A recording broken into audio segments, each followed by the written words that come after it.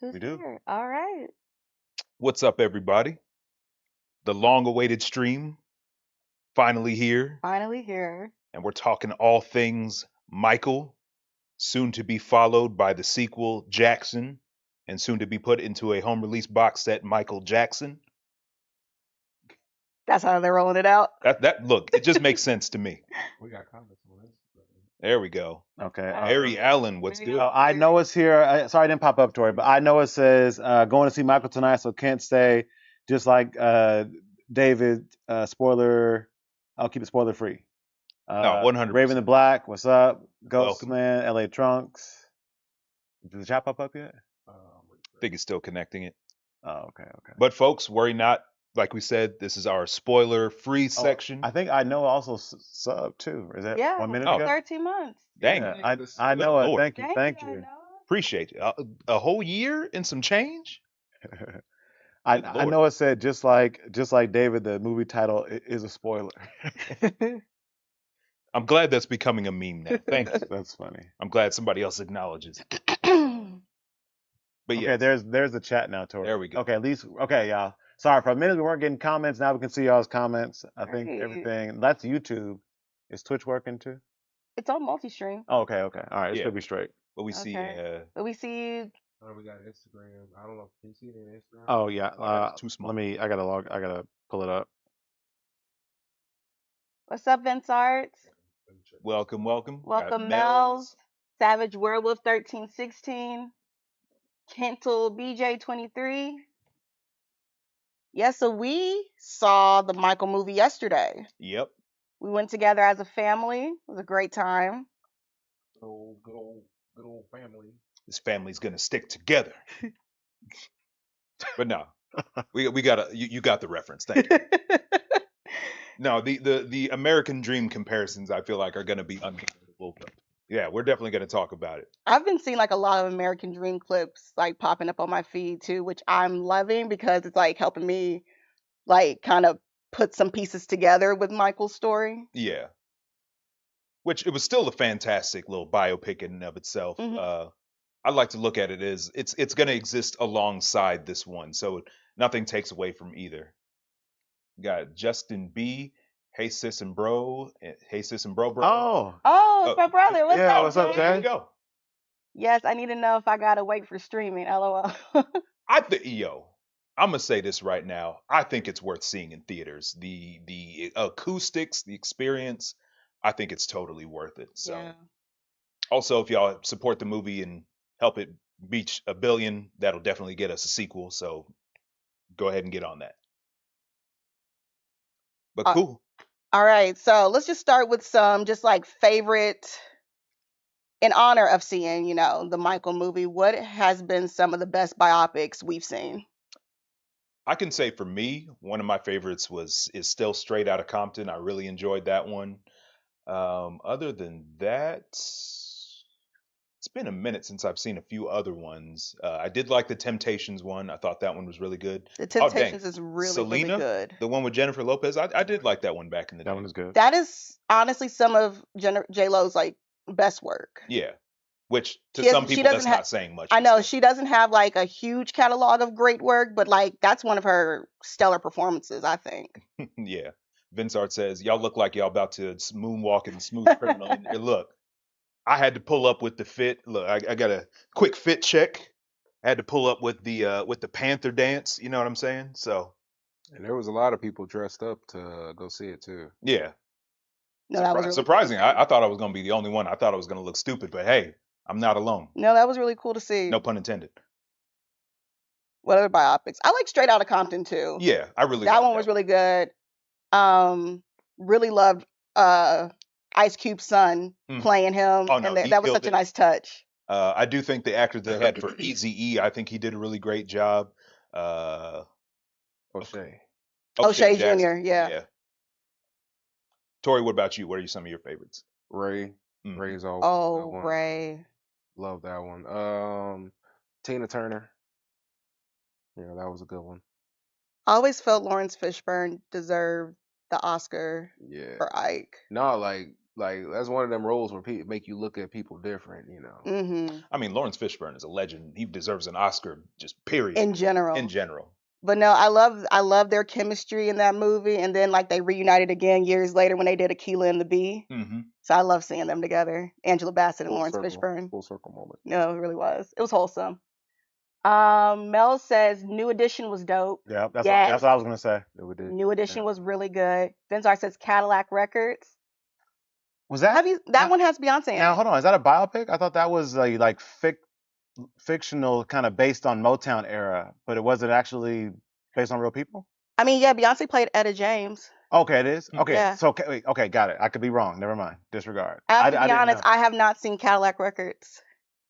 I've seen Beyonce's musical clips from there, I'm gonna look that up. but I haven't seen the whole movie in its entirety. But I've seen all her singing parts. What? You didn't watch any, so you skipped the acting and went straight to the. I just wanted to hear her sing. She did a great job singing At Last, and then I saw a couple of her acting clips too. But not the whole movie. I just haven't seen the whole movie yet. But If it's streaming somewhere, I'll check it out. That's your queen, though, right? I mean, The movie been out for some time. listen, I'm a fan, but sometimes I miss things. Tori, got a husband. Mr. Beyonce something? I got responsibilities now. Tori. Mr. Beyonce. Y'all, we are 7 minutes in, and You didn't Tori is recognize already the voice actress for Luffy. The back of her head?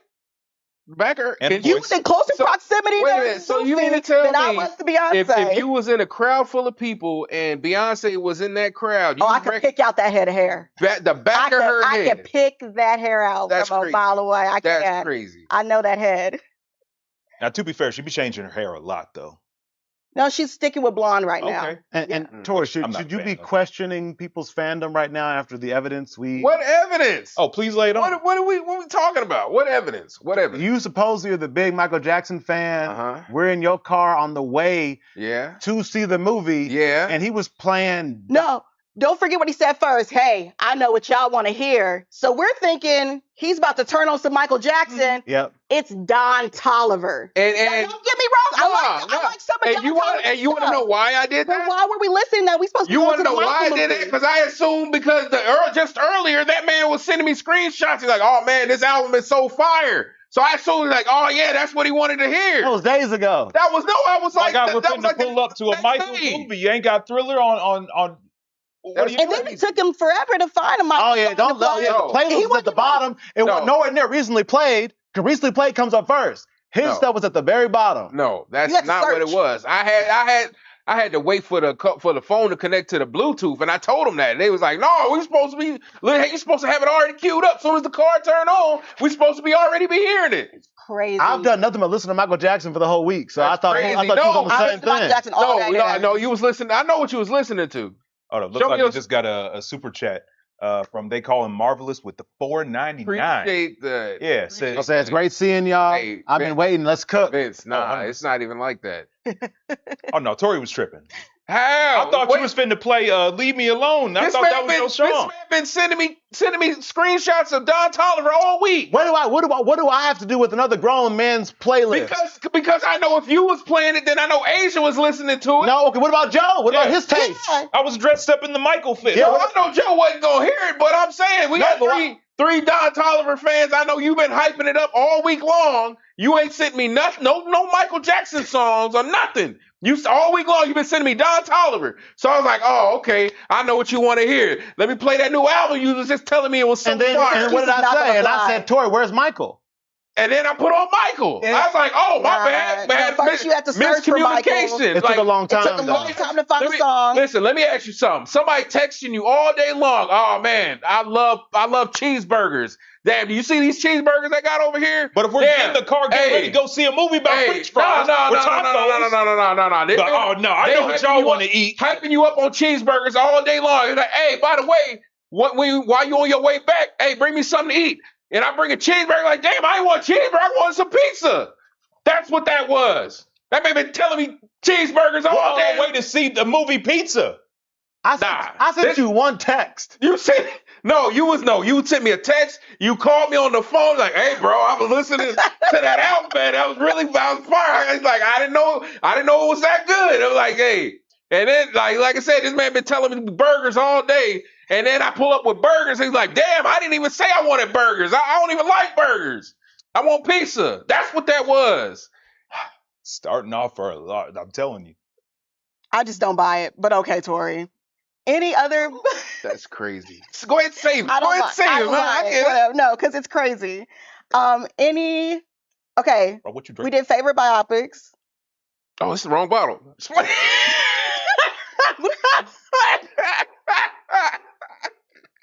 Look, man.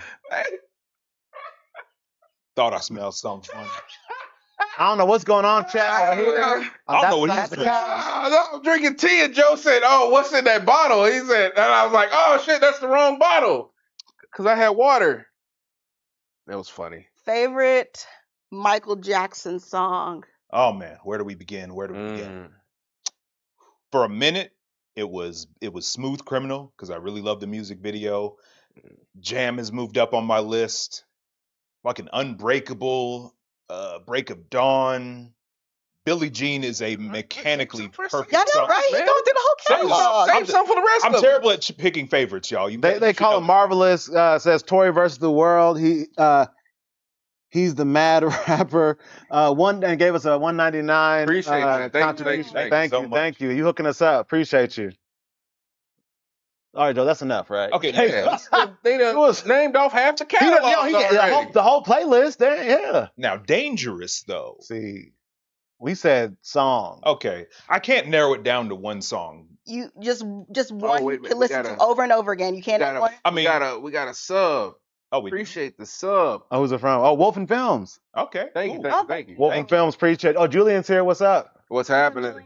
Oh. What's going on? I mean, if I had to pick, I mean, come on, Billie Jean has literally saved me from some road trips where I've got to drive for work or drive some friends somewhere, and I'm just dead tired. My eyes are getting heavy. As soon as you pop on Billie Jean, I'm wide awake. I ain't going to sleep with Billie Jean on because I gotta move.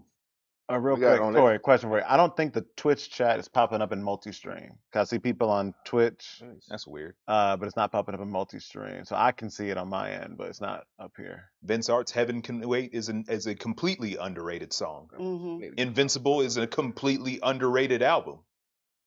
It still says connected to chat. Oh, can that be a Twitch issue? Ooh. Yeah, Twitch is tripping y'all, but we'll figure it out. Yeah. Okay. If y'all are writing on Twitch, we'll try to get to the comments as soon as we can, but they're coming in like weird switches on some weird stuff. But if y'all want to go over to YouTube, you're more than welcome to. YouTube.com/trapteam. Just saying. Definitely appreciate your Jay says we got remember the Instagram. time. Yeah. Instagram, Dragon Girl 18 says Temptations in theaters. Okay. And Nice Guy for real, he said that's crazy. Mel says, I can't help it. My favorite MJ song from the Off the Wall album. That's a good one. You know what's another one that recently has really grown on me? The Lady in My Life off of Thriller. That one really grew on me. I kind of wrote that one off at first. That's like a really sweet song, yeah. But I he got a was couple. smooth on that track though. That's really good. I got a couple of Twitch chats for you guys. Wolf and Film says, people always sleep on Blood on the Dance Floor. 100%. Julian says, Whatever Happens is my favorite Michael Jackson song. That's a great one. Raven the Black says, Everything makes sense when Billie Jean comes on. Mm-hmm. Girl Is Mine. That's on top of my list. Great one. Which I do have a point to make about that song, and once we start talking about the movie, but we'll get to it. Leave Me Alone. Love that one. Fantastic. Yeah. Speed Demon. I think you just like the Moonwalker movie. I mean, what else is there? I mean, why not? The Moonwalker movie was fantastic. I had the VHS tape. I eventually found it on DVD at like a random comic convention at a hotel. I really love that performance of Come Together at the end of that movie. That's like the only way I'll listen to that song. It is so fire. Chicago is a sleeper. Yeah. Eric Clatterbuck 663. I agree. What's good? What's happening? What's up? I really like my favorite Michael Jackson song, Who Is It? Fantastic song. The layered harmonies, the flute on the bridge, Mhm. Michael's ad libs near the end. Oh, just the emotion that he brings to that song. All of that. Oh, Yeah. that song is so good. Ghostman says, I was on Twitch and I said Dirty Diana and The Lady in My Life. Mm-hmm. Those are good ones. Good choice. Vince Arts, A Stranger in Moscow. Oh, that's a good one. That's a good one. Stranger in Moscow, definitely. Now, I know Asia and David are haters on this one, but we got to show some love to Earth Song, y'all, because that one. Yeah. It's like my least favorite Michael song. Don't y'all have a least favorite one? Nope.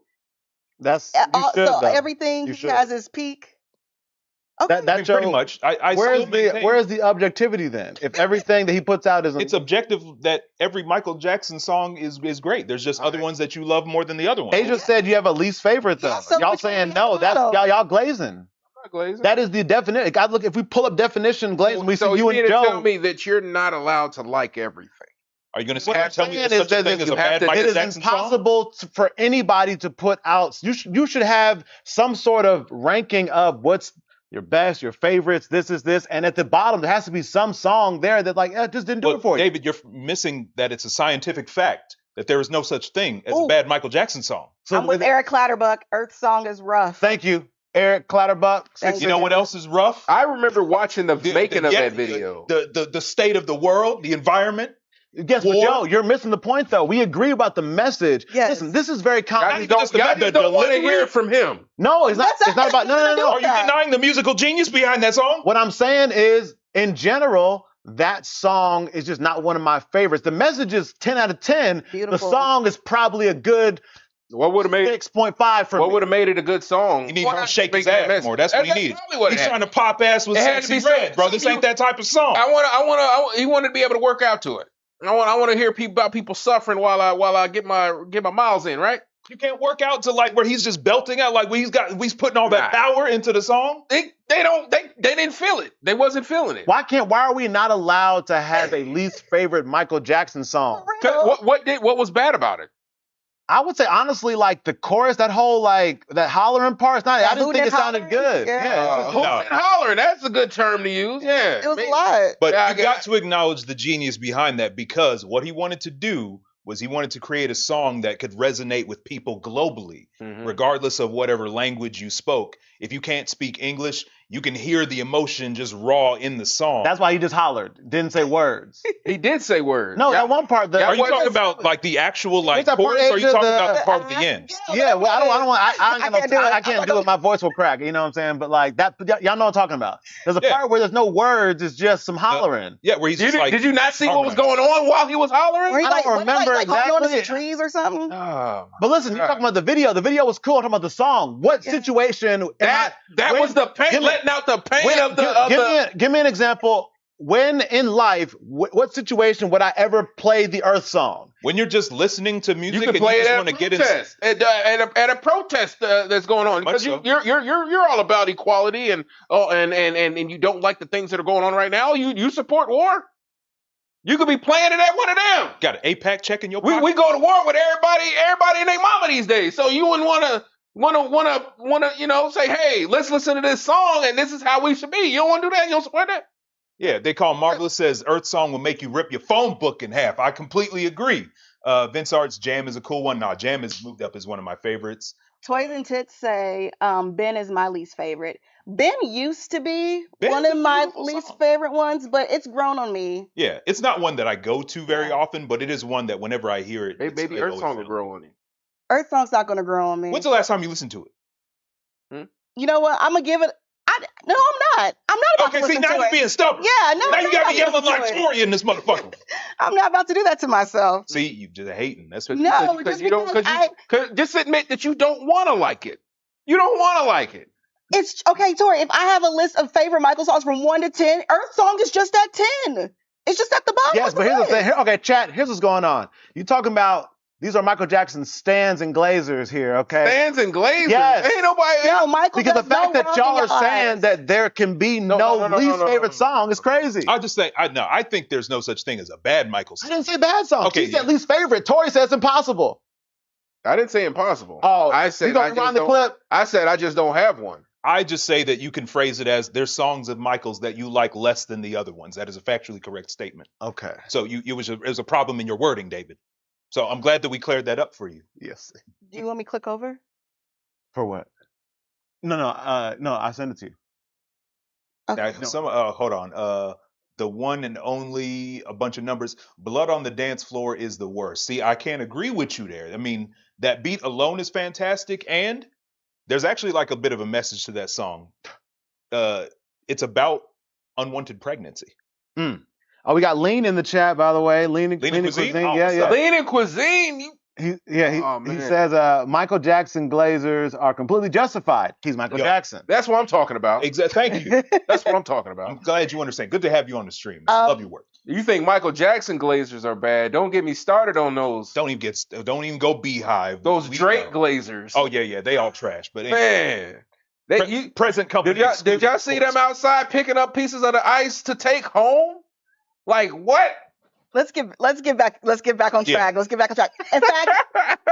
In fact, let's actually just dive in because I know there's like a couple topics that we want to touch on before we start to talk about Michael. Yeah. So let's get those. Oh, can we do the Twitch chat real quick? Yes, in Sorry. the Twitch chat, Raven Thy Black says Ghost is so underrated, Oh my God, I love that one. and Dirty Diana is tough as fuck, Mm. and Smooth Criminal Dirty Diana. It's a story we can say to our children.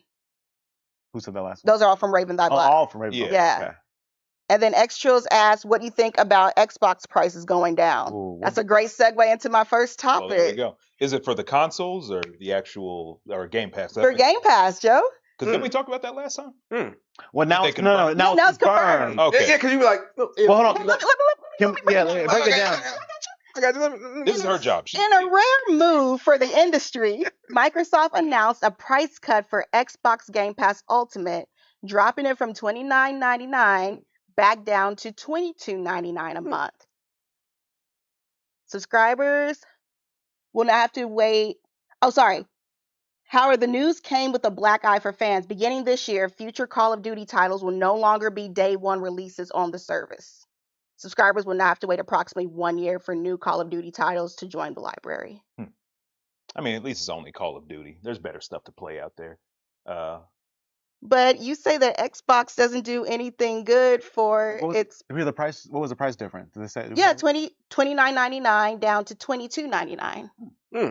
So Joe, you say that Couple bucks. Xbox doesn't do much for their players and everything, and that they don't treat them right.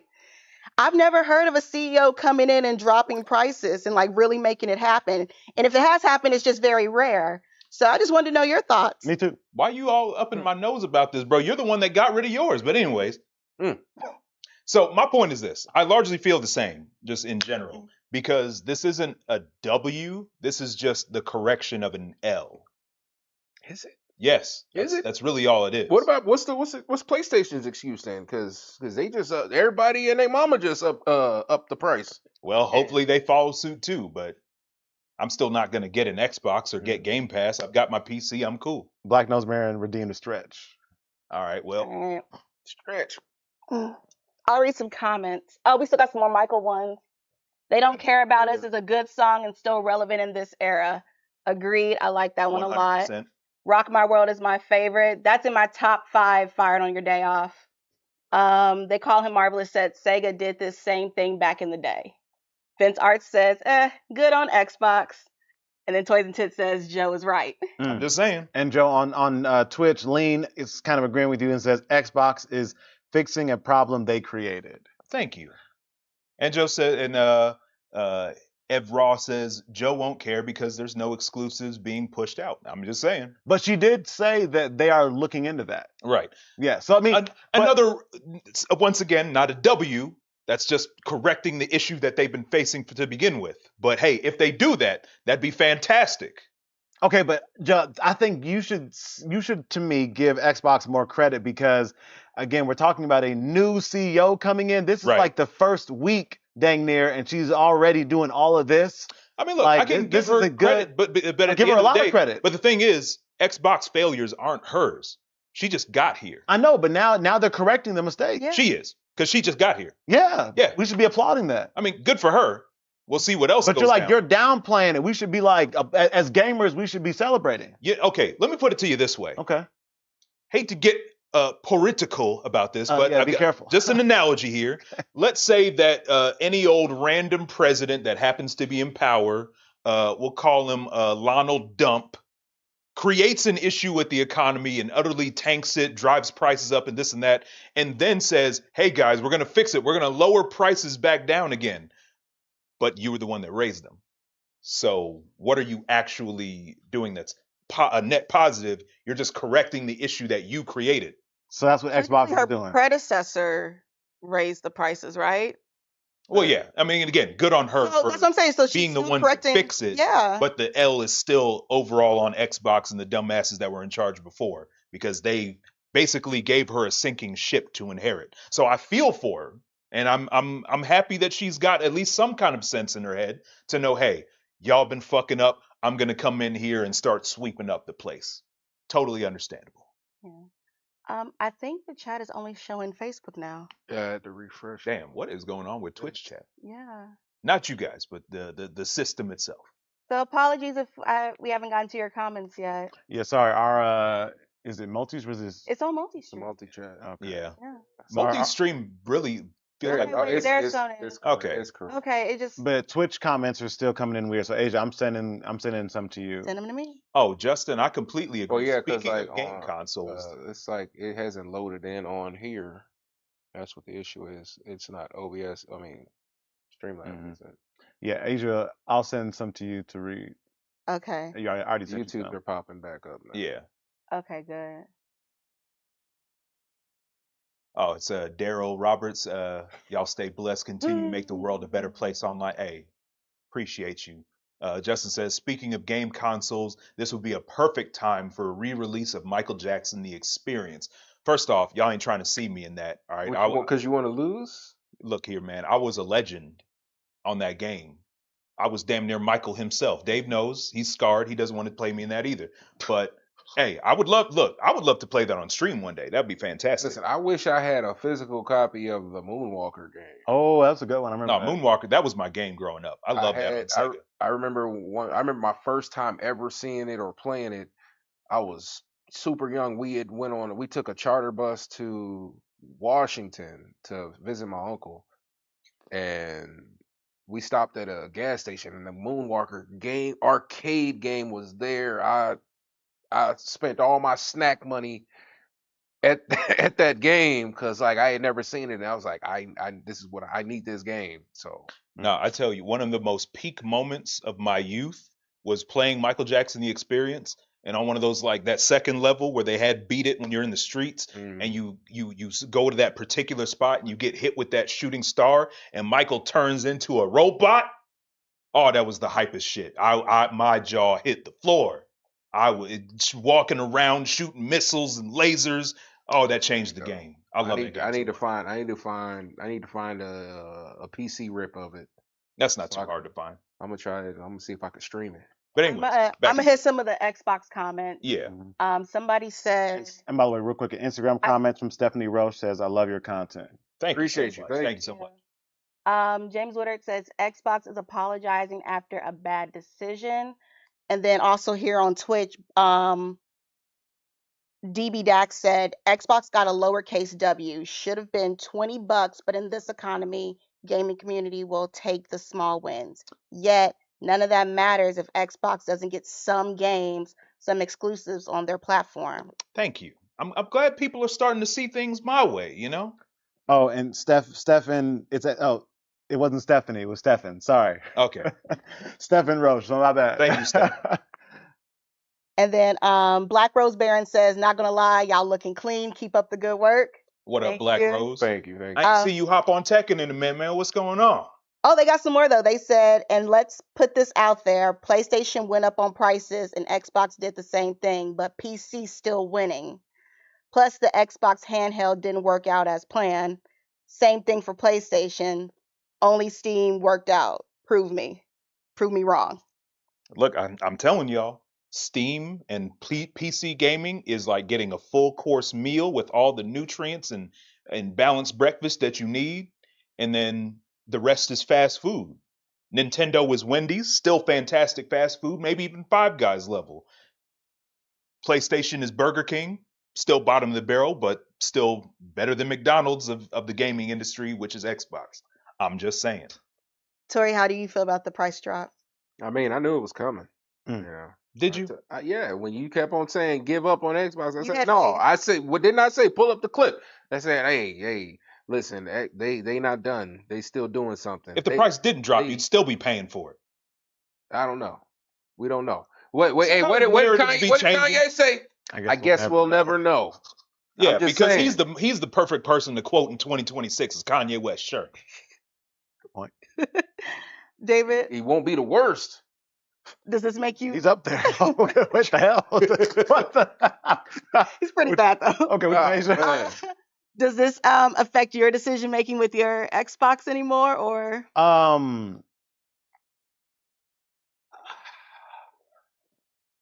A little bit. Like honestly, like I will say this: if Xbox's the actual console was cheaper, I'd say like it overall would be a good deal. But I do think like the fact that their console prices went up so high, it's still hard to kind of like fully for me to recommend. But I will say overall, it's like a move for a CEO. I applaud it. I think it's a great move. I think it's a good move for Xbox. And honestly, this move, amongst others that she's been talking about, make me excited for the future of Xbox because we've never had like Asia said, I've never seen a CEO come in and start making that many changes that are favorable to the customer. Yeah. Like they usually come in and raise prices, like, so I'm hype. I mean, you know what I'm saying? So Xbox might be back. We'll see. I have high hopes Wishful for her. thinking, man. But yeah. Bro, they might be back, bro. We'll see. Give it a couple No, years. this might be the big return of Xbox. Xbox is back, Joe. We got to start Return of saying the it. back. Yeah, Xbox is back. Y'all are. It's adorable how much faith y'all have in things that aren't real. It's like watching a kid believing in Santa Claus. That's so wholesome. What do you I'm mean? glad y'all got the Christmas spirit. All right, next topic. James Gunn's Clayface teaser. So DC Studios shocked fans by dropping the first teaser for Clayface, and it's not a typical superhero movie. It's a full-blown psychological body horror film. About the popular Batman villain, Yes. Clayface. Tom Rhys Harris plays Matt Hagen, a struggling actor whose face is disfigured in a knife attack, leading to a gruesome, visceral transformation into the clay monster. Joe, you said you had something to say? Just a little something. I'm gonna be real. Leading up to this was not a project that I was like looking forward to at all. Just because, again, I would rather see stories about the actual superheroes rather than standalone stories about just the villains. But I'll be real. In watching the trailer, I was like, okay, this is actually pretty interesting. There was a part where it was starting to lose me, where it did have a little bit of a pop song playing, but they actually had it working to the vibe.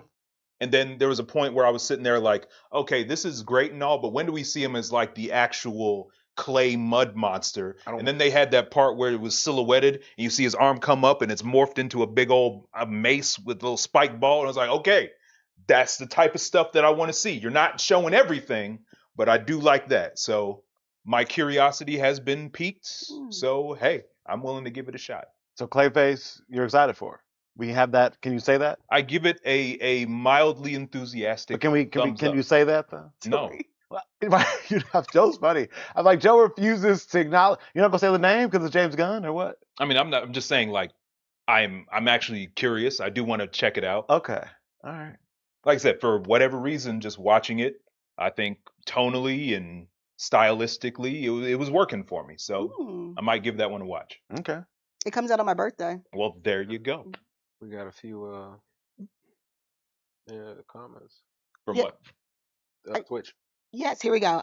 Lena Kazine says Xbox charged $1,000 for that handheld, so I don't know what they thought was going to happen. LMAO. DB Dax says Steam Deck is awesome. Black Rose Baron says, how is it back if you spending for stuff you don't own? Joe, get his ass. Hit him with that 1+2 grab. That's crazy. Yeah, gotta give him the the graph is crazy. Lena Kazine says a horror movie in a superhero cinematic universe is a first. So I'd say it's a net win. I don't think we get enough horror superhero films.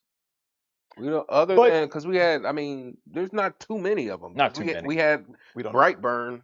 We said we don't need them.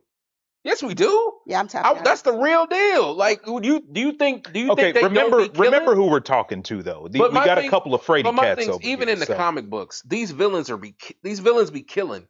These heroes be killing.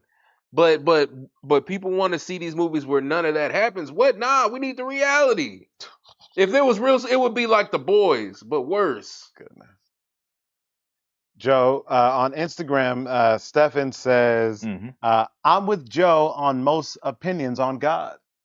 Hey, sounds like you're a quite tasteful individual. I respect your intellect. I appreciate you They pulling. claim you're always on point. Hey, look, I just call it like I see it, man. Mm. I don't know what to tell you. You know, people be acting like I don't know what I'm talking about, and yet coincidentally, it seems like the things that I say end up coming true. So when Michael inevitably blows out the Mario movie in the box office, Blow up. I'm gonna be waiting for you guys to honor the conditions of our bet. I'm glad y'all brought this up. Because I have some data I would like to bring to Ah. if possible. Asia, go ahead. Wait a minute. Oh, damn. Oh, no. You brought this up.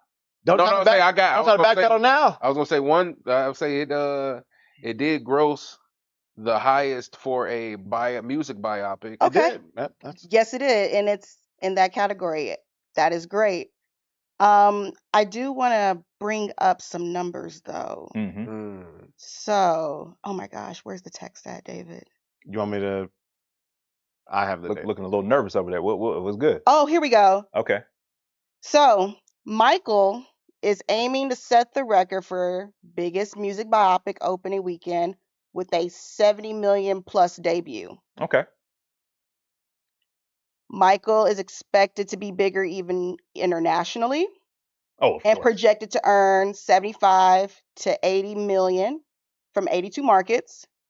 Globally, the film should end up with a stellar 140 million to 150 million in the first weekend. in the first weekend. From the global box office, you said? Yes, Okay. globally, 150 million. Yeah. Okay. Super Mario Galaxy movie opened to a massive 372.5 million globally in its first weekend.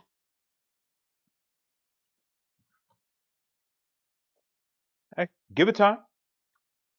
Look, our benchmark was the 2-week mark. 2 weeks for 2 weeks. Yeah. And it's not even the weekend yet. Okay. I see projections. It I hear hasn't estimates. even hit half of Mario's global weekend numbers for its first weekend. They can catch up to that. Look, Michael the movie. movie technically hasn't even come out yet. Okay. But It comes out tomorrow. But Joe, hold on. I'm gonna use your logic because I Go for it. remember when we talked about buying tickets and everything. You were like, "Oh, Michael movie already sold out. This is this." Everybody who is gonna see Michael this weekend most likely got their tickets now because people don't walk to the theater and just be like, "Hey, what's playing?" They already bought them. So these projections, let's just even say they're a little bit off. Even if you double the numbers, it's still under Mario, and they're not going to be double off. That never happens. Like, you know what I'm saying? So it's time for y'all to just admit, hey, we was wrong, and it's okay to be wrong. I'm wrong is. sometimes. Tori, Joe, It happens. But again, we haven't even crossed over a reasonable threshold yet. okay, We're still waiting for Got it. So y'all think- we're still waiting for the actual release of the movie. okay, and we said 2 weeks. Yes. So y'all don't. There's as of now, y'all just want to, hey, well, hold tight. Yeah. I think that's totally fair. Okay. Okay. I'm willing to wait 2 weeks, but listen, I already know, y'all. Listen, chat, Joe and Tori have been for weeks and months on our head talking about this is gonna destroy the box office. Which it is, but they were saying it was gonna beat Mario. Okay, they said kids is gonna go up there, this. I remember a quote from Tori when he brought up a point. Let me pull it up actually. Tori, you said, quote, "Yeah, I know for sure that Michael's gonna beat Mario because look, has Mario ever made somebody faint?" Remember you Has he? said that? He hasn't. But that was your evidence to support that Michael was going to beat Mario. I stand by that. Okay. I love that you are. I love this. Like I said, Okay. we'll keep up with the numbers for We sure. will, By we all will. means, report back with your findings. But once we hit that threshold, we compare 2 weeks for 2 weeks. And Joe, I have a quote from you as well. Yep, go for it. We were talking, Asia brought up a point about like, hey, I don't know if kids are going to go see the Mario movie over, the Michael movie over the Mario movie. And you said, quote, kids aren't gonna have a choice. Yeah, You their parents are gonna bring them.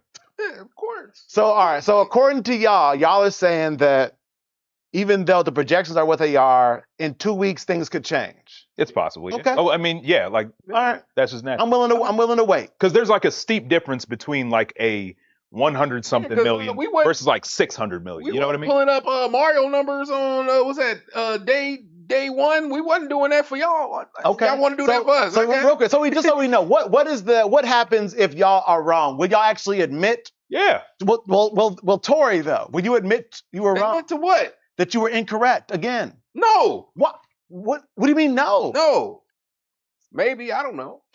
Look, if I'm wrong, I'm wrong. Well, no. In the very unlikely scenario that I am incorrect, I will admit as such, and I will honor the whatever I appreciate stipulations. that. Yeah, Tori, but it's just not going to happen. I mean, I've never seen Tori admit being wrong about anything in life. If it don't do it, then I'm like, well, I start going another way. That's I know, Tori. Here's what happened, chat. If Mario ends up beating it, Tori's gonna pull conspiracy theory out of why it didn't happen. Trust me, I know this man. Okay, if it happens, there's the tactics of Tori. I'll be in here with the foil hat on. Oh my gosh. Clip that. If it don't work out, I had a foil hat on, and I will have all the conspiracies lined up. Okay. And by the way, this isn't a Michael versus Mario thing. I like M's. I'm not trying to. This was that they brought up this whole thing, but we can get to the review. You ready? We ready to start the review? Yep. Let's get it. Oh my gosh, let's talk about it. Okay. All right, here we go. First thing, get our quick elevator reviews of the movie out the way. Okay. Who would like to? Ladies first. No, I still gathering my thoughts.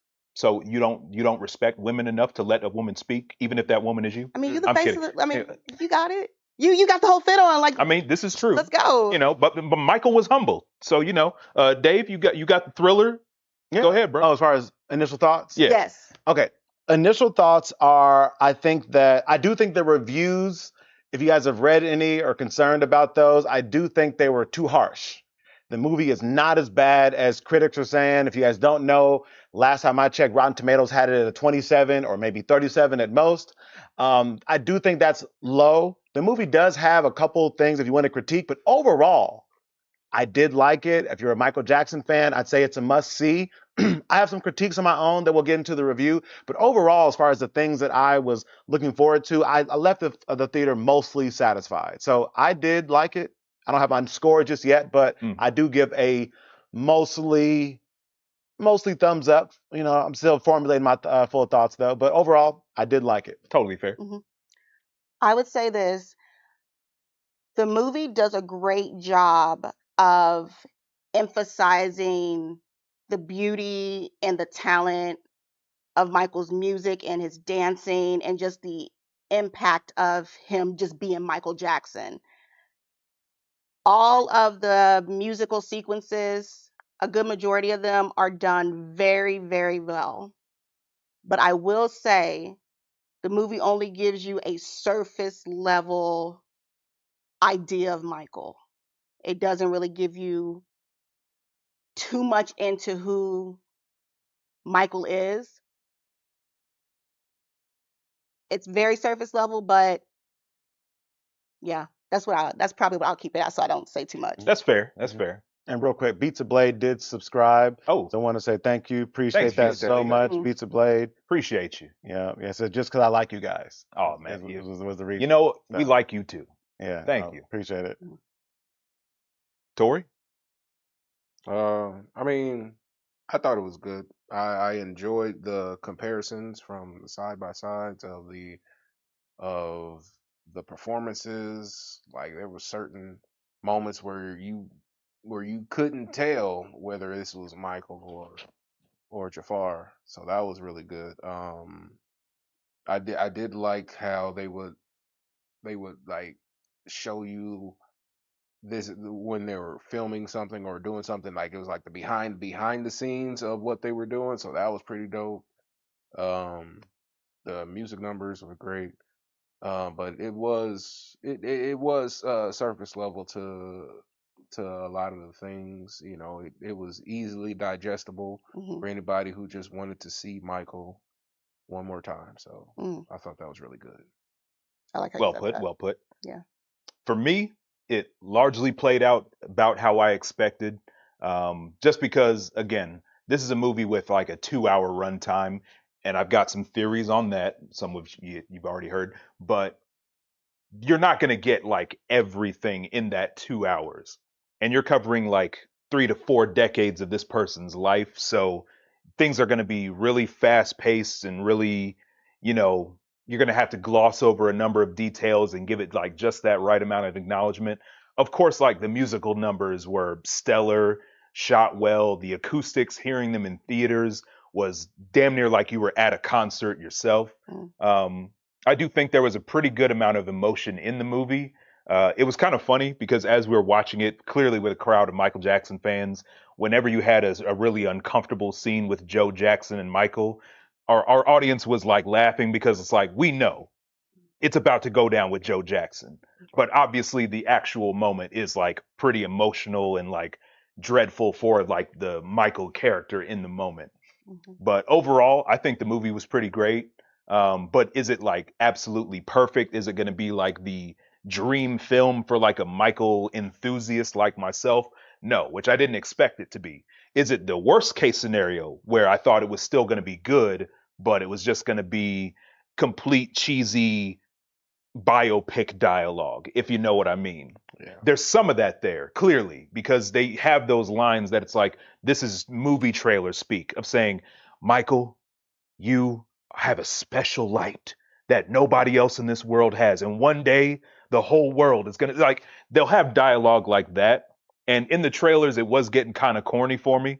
But as you see it in the movie, it does fit a little bit more naturally, which is what I expect for music biopics.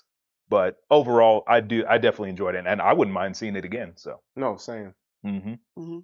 Okay. So, What are you guys' thoughts on the fact that Janet Jackson declined to participate in the mhm. film and Paris did not want anything to do with it? the way I see it, I mean, for a person whose life is as big and is surrounded by controversy as Michael Jackson, legal stuff between so many different people and so many different organizations, this was going to have a rocky path just by its nature.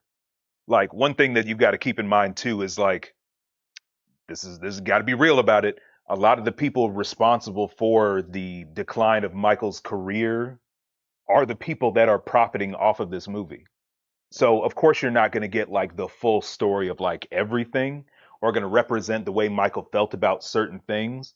But I agree like with what Paris Jackson said that this movie is marketed towards like a certain type of Michael Jackson fan, of people that are here just for the music. They love the singing, the dancing, the performances, but then give them those little snippets of like the person behind the scenes. Mhm. But you don't get like the full thing behind the scenes, but you do get a pretty decent amount. Um, as far as Janet Jackson, I still think that there's a number of things that we have to actually hear directly from her. And whatever her reasons are for not wanting to be involved behind the scenes or not wanting to be portrayed in the movie, that's between Janet and the people behind the movie. I don't think there's enough information right now to actually know. Mhm. Or at least that I've heard, but we'll see. Okay. Yeah, I mean, at this point, we can only theorize, Yeah. and I can only just assume it has something to do with she didn't agree with the direction in some capacity. And we know that her and Michael were close, so it had to be something, I assume, related to the way that maybe he was presented or something that he was doing in the movie or another character that wasn't just something that had to be personal to her Yeah. that she just thought this is just wrong. I'm pulling out. Because is it a spoiler to say that is that a spoiler? I mean, About what that she's not even not in the movie? yeah. Not necessarily. Okay, like her character, not the character, but yeah, her representation is, Yeah. and that's very odd because It wasn't just her who wasn't in it though. We was missing Reedy. Reedy? I was gonna say Yeah. that. We was missing there was one more. Randy? Was Randy in it? Not so much now. who's Rudy? Well, Randy, okay, see, this is the funny part because Randy was in it, but he just blends in with the other Jackson brothers because they made a point. Either way, I'm going to save it for the spoiler section. Okay. But yeah, Randy Jackson is technically in the movie. But that's the thing, is that it's not really, it really isn't anybody else's movie except for Michael's. Yeah. And I guess you could say Yeah. John Branca. So it but doesn't yeah, take away that she's not in it. It's just kind of an odd thing of like, oh, where's right. It just feels like Where's- it's an But incomplete I family. don't know. And my thing is like, I wasn't sure. Like, did she decline before or after? Because I remember there was like a whole bunch of fake AI pictures because people wanted Of course. what's her name? Haley Bailey. They wanted Haley Bailey to play Janet Jackson. It was like some fake posts coming around saying that, oh yeah, she's gonna be playing Janet See and what this, she look that, and like. the other, and that wasn't even the case. So I don't know whether Janet pulled out like before production or after. Right. But Yeah, I can't say for certain. but I'm assuming that maybe that how they portrayed Mike she didn't agree with how they portrayed him, his attitude towards like family and all of that and friends and It's whatnot. possible. I wonder- Or how Joseph Jackson was represented. Yeah. If I had to speculate, because obviously this movie's been in production for a long time, and from what we understand, I think they were originally going to try to cover like Michael's entire life, which that's going to be a huge ass movie. But obviously that's where we're going to get in the sequel. Even though it's like separate from this film, it's still a part of this film as well, just because it's covering this whole, I hate to say the word, continuity of like Michael's journey with this cast and everything. And that's where things are going to get the most complicated. So, folks, at this point, once we see those box office numbers, because it's going to do well, I'm just saying, It will. we're going to get our sequel entitled Jackson for the complete set of Michael Jackson. But that's going to be the real test. So, everything that you've heard so far about Giuliano Valdi or Jafar Jackson portraying Michael, it's true. They fucking killed it. Young Michael did a fantastic job. Jafar Jackson as adult Michael, fantastic job. But the real test is going to be covering that era from Dangerous onwards, because that's where things get the most complicated, both emotionally, privately, publicly for Michael. So that's going to be the real test. Vince Art says, Joe, I think you're on the money with some of the family was not for it because of the BS they had to witness Michael go through amongst those that were looking to get their profit off of this biopic. Oh my gosh. And like I said, there's going to be some huge hurdles to jump over for the sequel. So I'm really curious how they're going to pull that off, but we'll see. Okay. Raven Thy Black says, watching tomorrow. Hey, enjoy it. By all means, hey, come back to the stream. Let us know what you think. For sure. All right. I just lost my question. Oh, you know what? We started talking about it. Jafar Jackson's portrayal of Michael. Oh no, he killed it. Like, what did we all think of it? And then were there any other standout actors who justified their roles very well? He did. I think Jafar Jackson killed it. He like from like some certain mannerisms, certain like his voice, the dance moves, all that. He definitely killed that. I forgot his name. Giuliano Valdi. Yeah, young Michael. Younger Michael. Oh, little Michael. He killed it too. Yeah. Like man, like we're very talented, very Yeah. talented. And then the Joe Jackson, Colman Domingo. Yeah. Coleman Domingo killed it. Like that man, he even looked like Joe. It was scary how much he looked just like him. But like one of the ones people probably aren't going to mention, Bill, the actor played Bill. He Bill Bray. Yeah, his Bray. security. You could definitely. I don't know if y'all saw. I sent y'all a post. It was like some old pictures with Michael Jackson, and you could see him. Mhm. You could spot him in each picture, like somewhere close to Michael Jackson. Like, Yeah. Like I feel like you could definitely tell that man cared about, Mike and had his best interests. Like he needed more. I feel like he needed more of them around him. But the actors that played those roles killed it. Yeah, Vince Art says some of the dance moves looked more solid than Michael's, which is interesting because, of course, some nitpicky diehard MJ fans, like maybe even a little more extreme than myself, when they released before the movie came out, like a full snippet of the Billie Jean dance number from Motown 25. Some people were like picking apart, when he did the toe stand, he did it too perfectly. He didn't lose his balance quick enough. But it's like, you got to think, like we've lived through and seen Michael's evolved dancing, throughout his career. So if you've spent like 2 years to try and master all of it, you're gonna. And first and foremost, like Jafar Jackson, he's a dancer himself. So I think any performer would want to try to not emulate it 100%, maybe like a good 99 to 98, but still put your own little spin on it just so you can make that performance yours. But then the fact that that's his uncle, like this Yeah. man grew up with all of his, He lived in the Havenhurst house. That's what I'm saying. Yeah. He grew up with all of that. That man's probably been imitating and practicing him his entire life. So Yeah. that just makes it that just makes it that much more, dedicated. Yeah. Justin says LaToya said Janet declined being portrayed before production. See, I feel like it's cool in this movie just because Janet doesn't really have much of a part, but I feel like they would have to acknowledge her to some degree in the next movie. They kind of would have, because when she was young, she was playing. Yeah. But the thing is, it's not her movie. Yeah. At that same point, you could acknowledge like But some of the solo careers of the other Jackson brothers and stuff like that. I guess Even Reby Jackson had a little solo album, couple solo albums. I guess it would have been because the way it kind of was portrayed as like, Michael was almost the main breadwinner of the house. And I feel like if they did have Janet in there, they'd have to be like, hey, they not just making money off Michael, they're making money off of Janet as well. But what I'm saying is, like, in the sequel to this movie, there'd be more of a justification to have her in it, because now you have some crossover.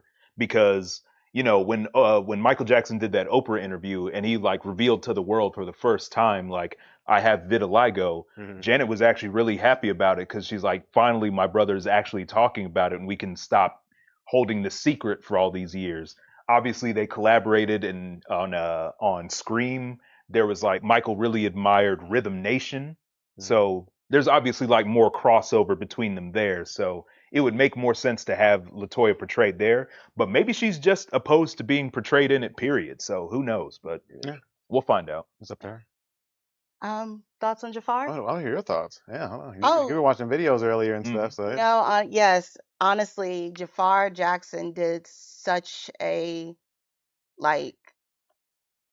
just incredible job. There were just moments where it really seemed like Michael. Yeah. Can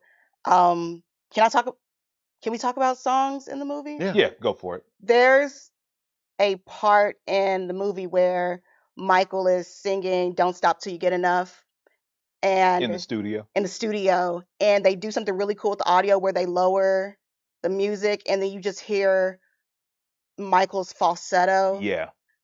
That took my breath away. No, because we have to talk about that, because in all the trailers that we saw for the movie, like, we hear like the actual MJ song, but they didn't show it like anything of like him just singing himself. But I listened carefully, because there were ones where I could, like, if I listened close enough, you could tell it was Jafar singing. But if I couldn't tell on "Don't Stop Till You Get Enough." That's the thing. His hit voice, the falsetto, spot on. pitch was so perfect, and honestly, it made me emotional, because it's just like, it just reminded me right then and there just what an undeniable talent that Michael was, and his voice, just, you can't mimic that voice. I don't care how close these impersonators try. No, like, if there was anybody that could pull it off, it was had Jafar, to have been. and so that's why his performance blew me away. Yeah, because he did it.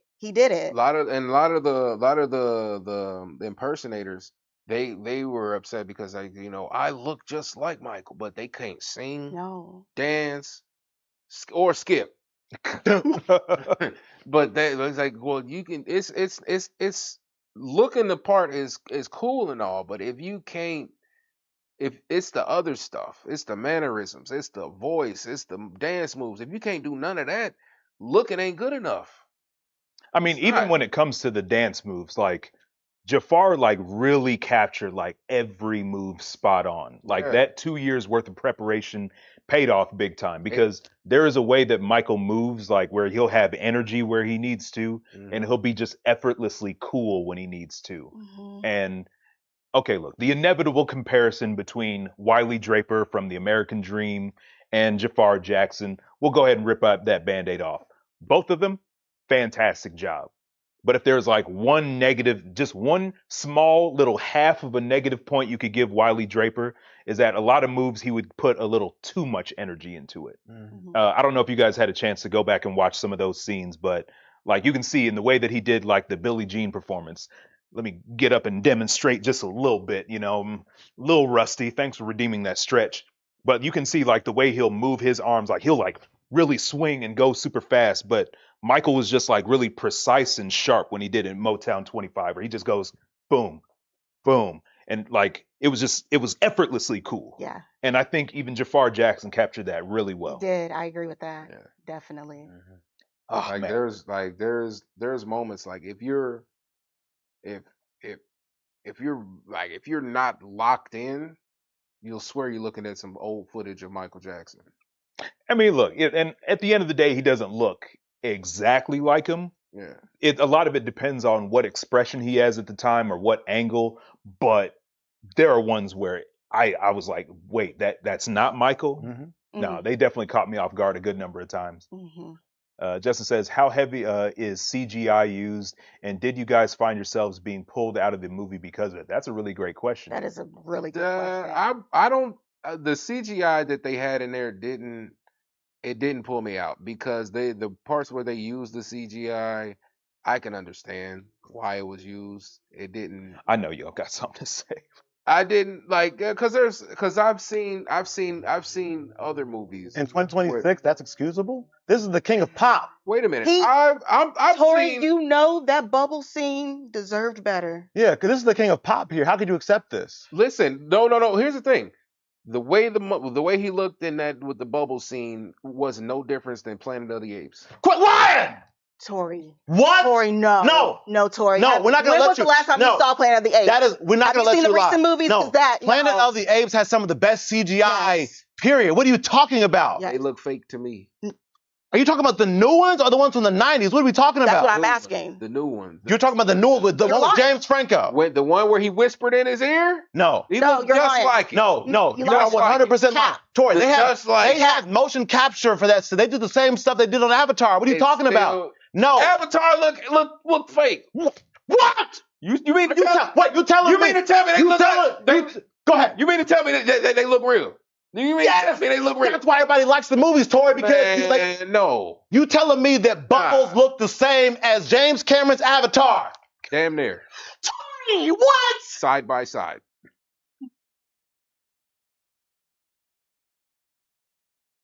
Look, I'm everybody catch your breath. You even said okay, I'm not going to let you get me out of my... Okay. Hold on, no. I agree about the bubble scene. Can we just talk about that for a second? No, I'll talk about the bubble scene. And be honest. Somebody, no, please. I can be totally honest. This is crazy to say. We're talking about James Cameron. Just sitting here smirking, knowing that he's Cameron I know, he knows. James Cameron and Planet of the Apes. These are movies that spent years on the CGI alone. Listen. And you're saying it looks the same? Yes. Tori, no, it doesn't. This is no. You need where his prescription is nah. You need where's your glasses at? Nah.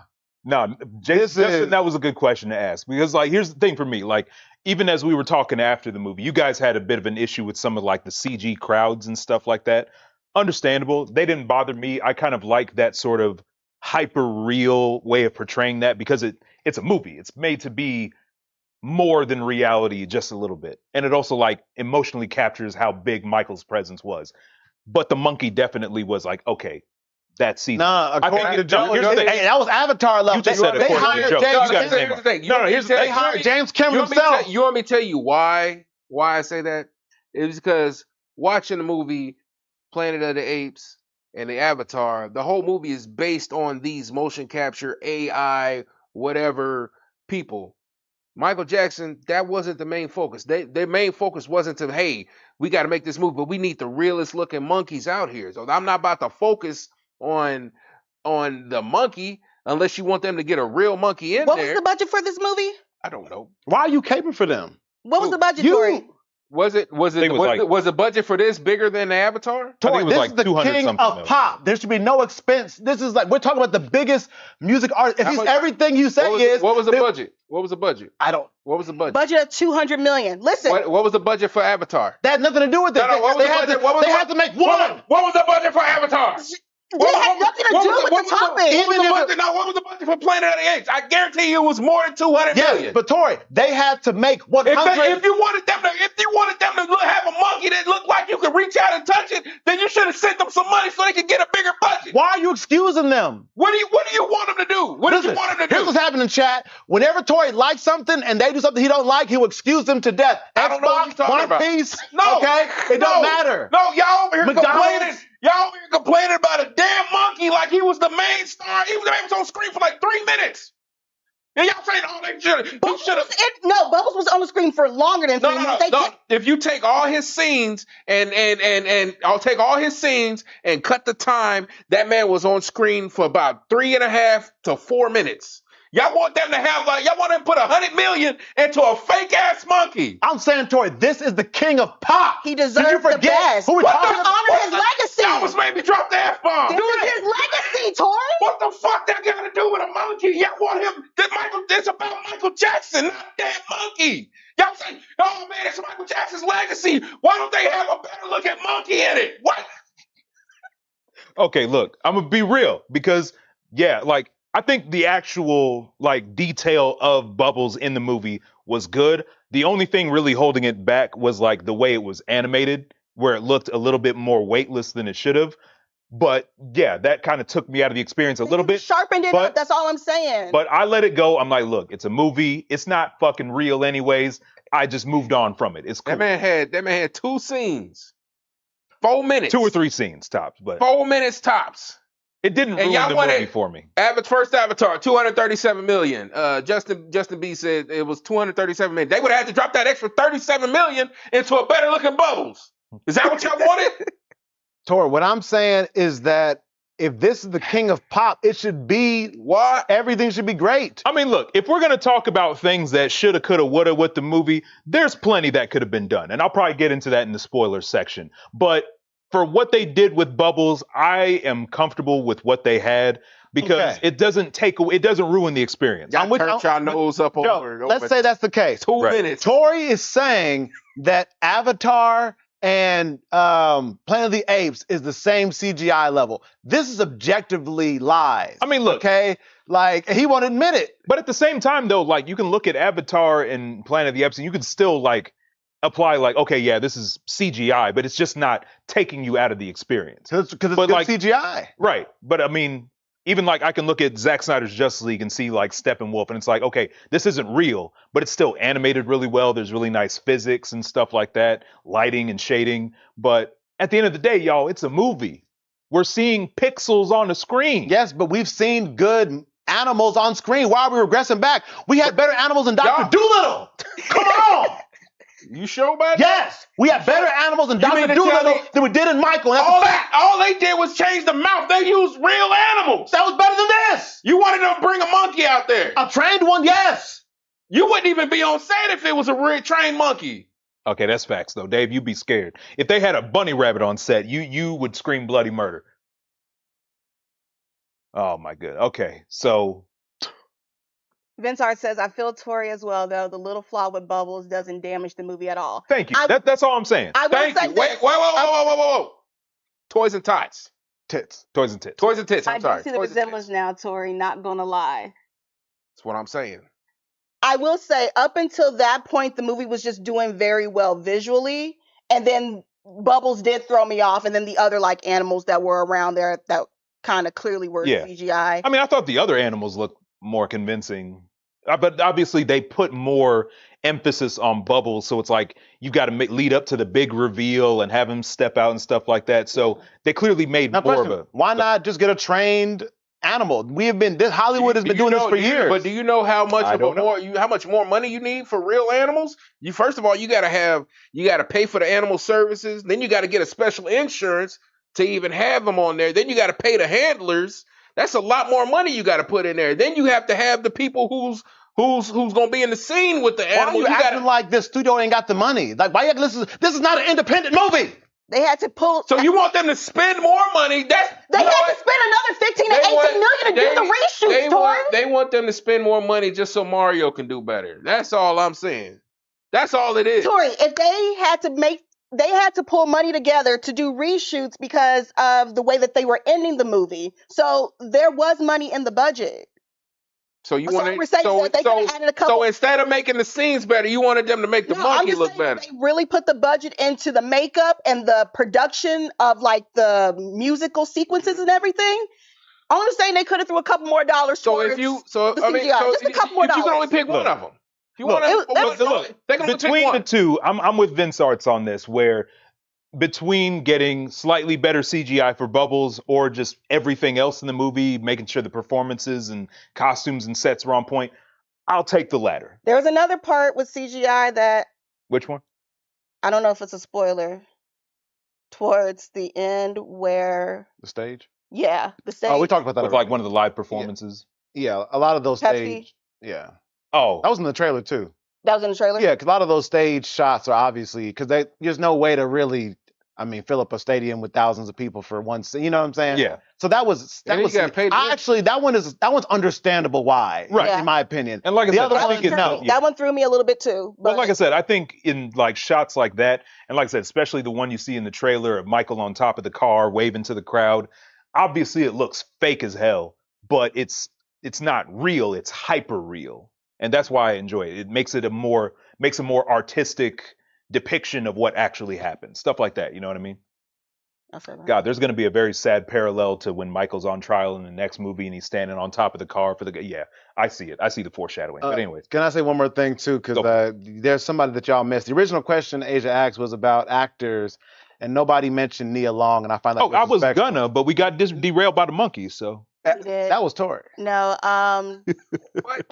first of all, Nia Long is just absolutely oh yeah, beautiful. fantastic, So beautiful. beautiful individual. Yeah, Such a beautiful person. And she just had she had a very sweet Katherine. She's a Mhm. very sweet Katherine. And then she also did a really good job of like her timidness around Joe and when it came to disciplining the Yeah. kids and Yeah. but that scene where she put some bass in her voice. where she stood up and she said, "You can't whoop nobody no more." Okay, now- whatever she said. to make the unfortunate comparison to the American Dream, is it Angela Bassett? No. But at the same time, this is the thing between like Joe and Katherine in both movies, because the Michael movie sits almost in between the extremes, because the American Dream pushes the extremes to the extreme Yeah. of like your Joe Jackson will either be completely wholesome, Papa Bear, father of the family, but then he'll go to, if you do this, it's the end of the Jackson 5, Michael, Marlon, like it's that type of unrealistic extreme. He was like a hothead. But then you get to like this movie and it doesn't push too far in either direction, Yeah. but it sits in that almost perfect middle ground where it's like, you have like Nia Long's Katherine Jackson isn't as like powerful and as defiant as Angela Bassett, but she's obviously timid enough to have allowed things to get to the point where they were, Mhm. which is probably more realistic. Mhm. And like even Joe Jackson has that sort of quiet intensity under Colman Domingo of like, as opposed to being Mr.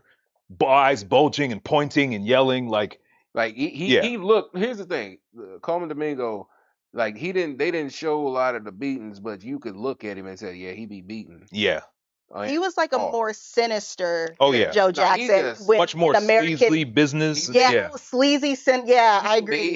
He made you dislike him, and any scene he was in, he made you be like, ugh, Yeah. But yeah, that was crazy. No, but I did like how Nia Long, side by side with Angela Bassett, I feel like Nia Long's Katherine was. They definitely showed how much she nurtured Michael. Mm-hmm. They compared to Angela Bassett. I don't think she nurtured him as much in the American Dream movie, but you could definitely see that was her. That was her baby. Well, I think in the American Dream, just because like the attention was divided, because it's a Jackson's movie, not a Michael Jackson movie, but you can matriarch of the family, and she's looking out for everybody. Like Mm-hmm. the scene where Tito was playing on the guitar when Whoa. he shouldn't be. What was it? What happened? Did we lose stream? I'll check. Okay. Oh, looks like we're still We're going. good. Okay. We're good. That's why I was like, whoa, minute. Don't get me worried for a second. But yeah, like no, I think what's her name? Angela Bassett. She definitely captured that. But like I said, it's the American Dream definitely dramatized things to that degree where it's like you can kind of just look back at it and laugh at how over the top it is. Where this one's trying to subdue things a little bit more and trying to be more accurate. So that's why I say it sits in that little middle ground. You know what I mean? Sauce God TV says, can we just agree that this movie was better than the Flex Washington Michael Jackson movie? Obviously. And like I said, that comparison is going to come up when we talk about the sequel, like a year and some change from now. But yeah, as far as biopics go, I think this one killed it. You had any other actors you wanted to bring up? No, I just wanted to make sure we acknowledge Nia Long because I thought Yeah. she did a great job. If you've seen any like real interviews with Michael Jackson's mom, with Katherine, like she I feel like Nia Long really does like portray that like soft, nurturing, Yeah. warm, like every scene that she was with Michael, you could tell like that was his piece away from all the other issues in his life and all the issues with Joe, et cetera, et cetera. I feel like she was really there to help him get through a lot of the issues. So Yeah. they showed a lot of that, and that was really, really cool. Also got to say credit to hair and makeup now, because we haven't seen Joe and Katherine in this Michael verse in their older days where they're doing more interviews and stuff like that later in Michael Jackson's life. But you can tell like they made a real effort to try and portray how they looked at that point in time. Like they definitely put like a little mini fat suit under Nia Long to get her to get like that aged Katherine Jackson look. So nah, hair and makeup and costuming, they did their thing. Yeah, I mean, I don't know. I don't know if this movie is going to, based on critical reception so far, I don't know if this movie is going to be nominated for anything. You know, I think. But Oh, I do, think Jafar is getting a nomination for something. Has to. I don't disagree with you, but usually like critical reception and those things usually kind of Yeah. tie together. But I do think specifically like 100% the makeup, like that should definitely get like an award because Yeah. I've never seen like this level of detailed makeup where I'm talking about Michael specifically because we know that he got plastic surgeries, et cetera, et cetera. So of course that had to be portrayed here. And to me, one, of course, Jafar has the benefit of kind of already looking like, you know, him a little bit with just Jackson blood, et cetera, et Yeah. cetera. But the way that they sculpt his nose and jaw throughout the scenes and hair and everything and stuff and everything, like the skin complexion, the makeup was incredible. Like I said, I think that I don't even know how they got there were scenes where like his nose was even thinner than his actual nose. It's like all- Vince, it's- I don't know how they did that. Like Sculpting. hey, look, yeah, no, that's some Hair, makeup, details. maybe some post, CG touch Possibly, ups. yeah. But the hair, That's where even, the CGI went. yeah, Yeah. even when he had like, even Not when he the had That's the, the monkey. even when he had the wider nostrils and Yeah. stuff, I think even that looked good. Like there wasn't any point where I looked at the makeup or anything where I was like, that looks off. I thought everything looked on point. So I think definitely award wise, hair and makeup, VFX, you know what I'm saying? That part of it, like as far as practical, VFX, I think definitely 100%. It could and should win for that. Now I know we're about an hour 19 in. Mhm. So if we had any other non-spoiler discussions we wanted to get into. Let me look. You got something? Nothing I can't say for the spoiler part. I don't have anything that's I'm ready for the specifically. spoiler part. I'm sorry. Yeah. This is getting hard to talk about. I think Okay, I already gave a spoiler away. just one. I mean, small one. I mean, look, disclaimer. Anything that we talk about is stuff that you can find about Michael's life, most likely. So the real kicker is if you don't want to be spoiled to the way that some things are portrayed or things that are in the movie are missing. But I think even if you get whatever things we say in the spoiler section, I still just recommend going to see the movie regardless because it's a fantastic movie. I still think it lends itself very well to the theater experience.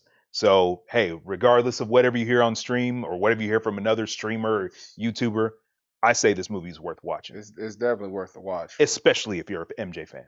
That's true. Yeah. So we ready? Yeah, put the spoiler Spoiler to warning. give people time to Yep. Yeah, we'll give exit. y'all some time, but if You anybody know, there's a little wants, delay. yeah. Okay, the spoiler sign is up. All right. We are going into our spoiler discussion. Let's give it a few. Just Give it a few to minutes. let people exit and whatever they got to do. Oh, in the meantime, what's our favorite Michael Jackson music video?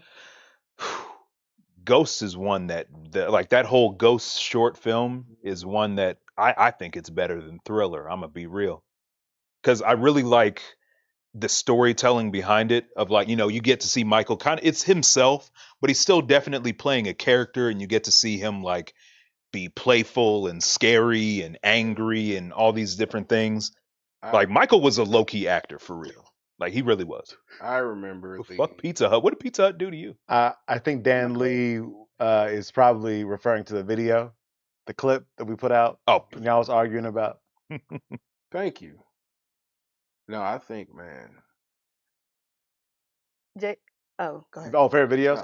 I know mine. Mine is a little bit of more later in his career. I love the "Rock My World" video when he got Chris Oh, Tucker. yeah. Favorite Yeah. Oh, I'm so sorry. I didn't mean to It's take okay. yours. I'm sorry, I'll do but another one. yeah, just because like there was some cool. They had some choreography, and of course like, huh? The puns. Oh, the puns. Like, what did he say? Oh yeah. Come on, Mike. Man, I don't like it here, man. I think we should beat it. Yeah. Yeah, and I just think like seeing him and Chris Tucker, we already knew they had a friendship, but we got to see it like on full display. You could tell they had like a genuine friendship and chemistry. So I honestly wish they would have done more projects together. Yeah. Like I don't know, I low key would have. I would have watched the whole movie, like almost a Rush Hour type buddy cop. You know what I'm Yeah. saying, or whatever. Like I would have watched that 100%. But I love the "Rock My World" song, and of course the video was cool. There's some quotes in there too that I remember from the villains. Mm-hmm. So yeah. A little fun fact. I think I know what you're about. Like, come on, man. You really mean that's everything you got? Like Yeah, that whole yeah, thing. yeah. Yeah.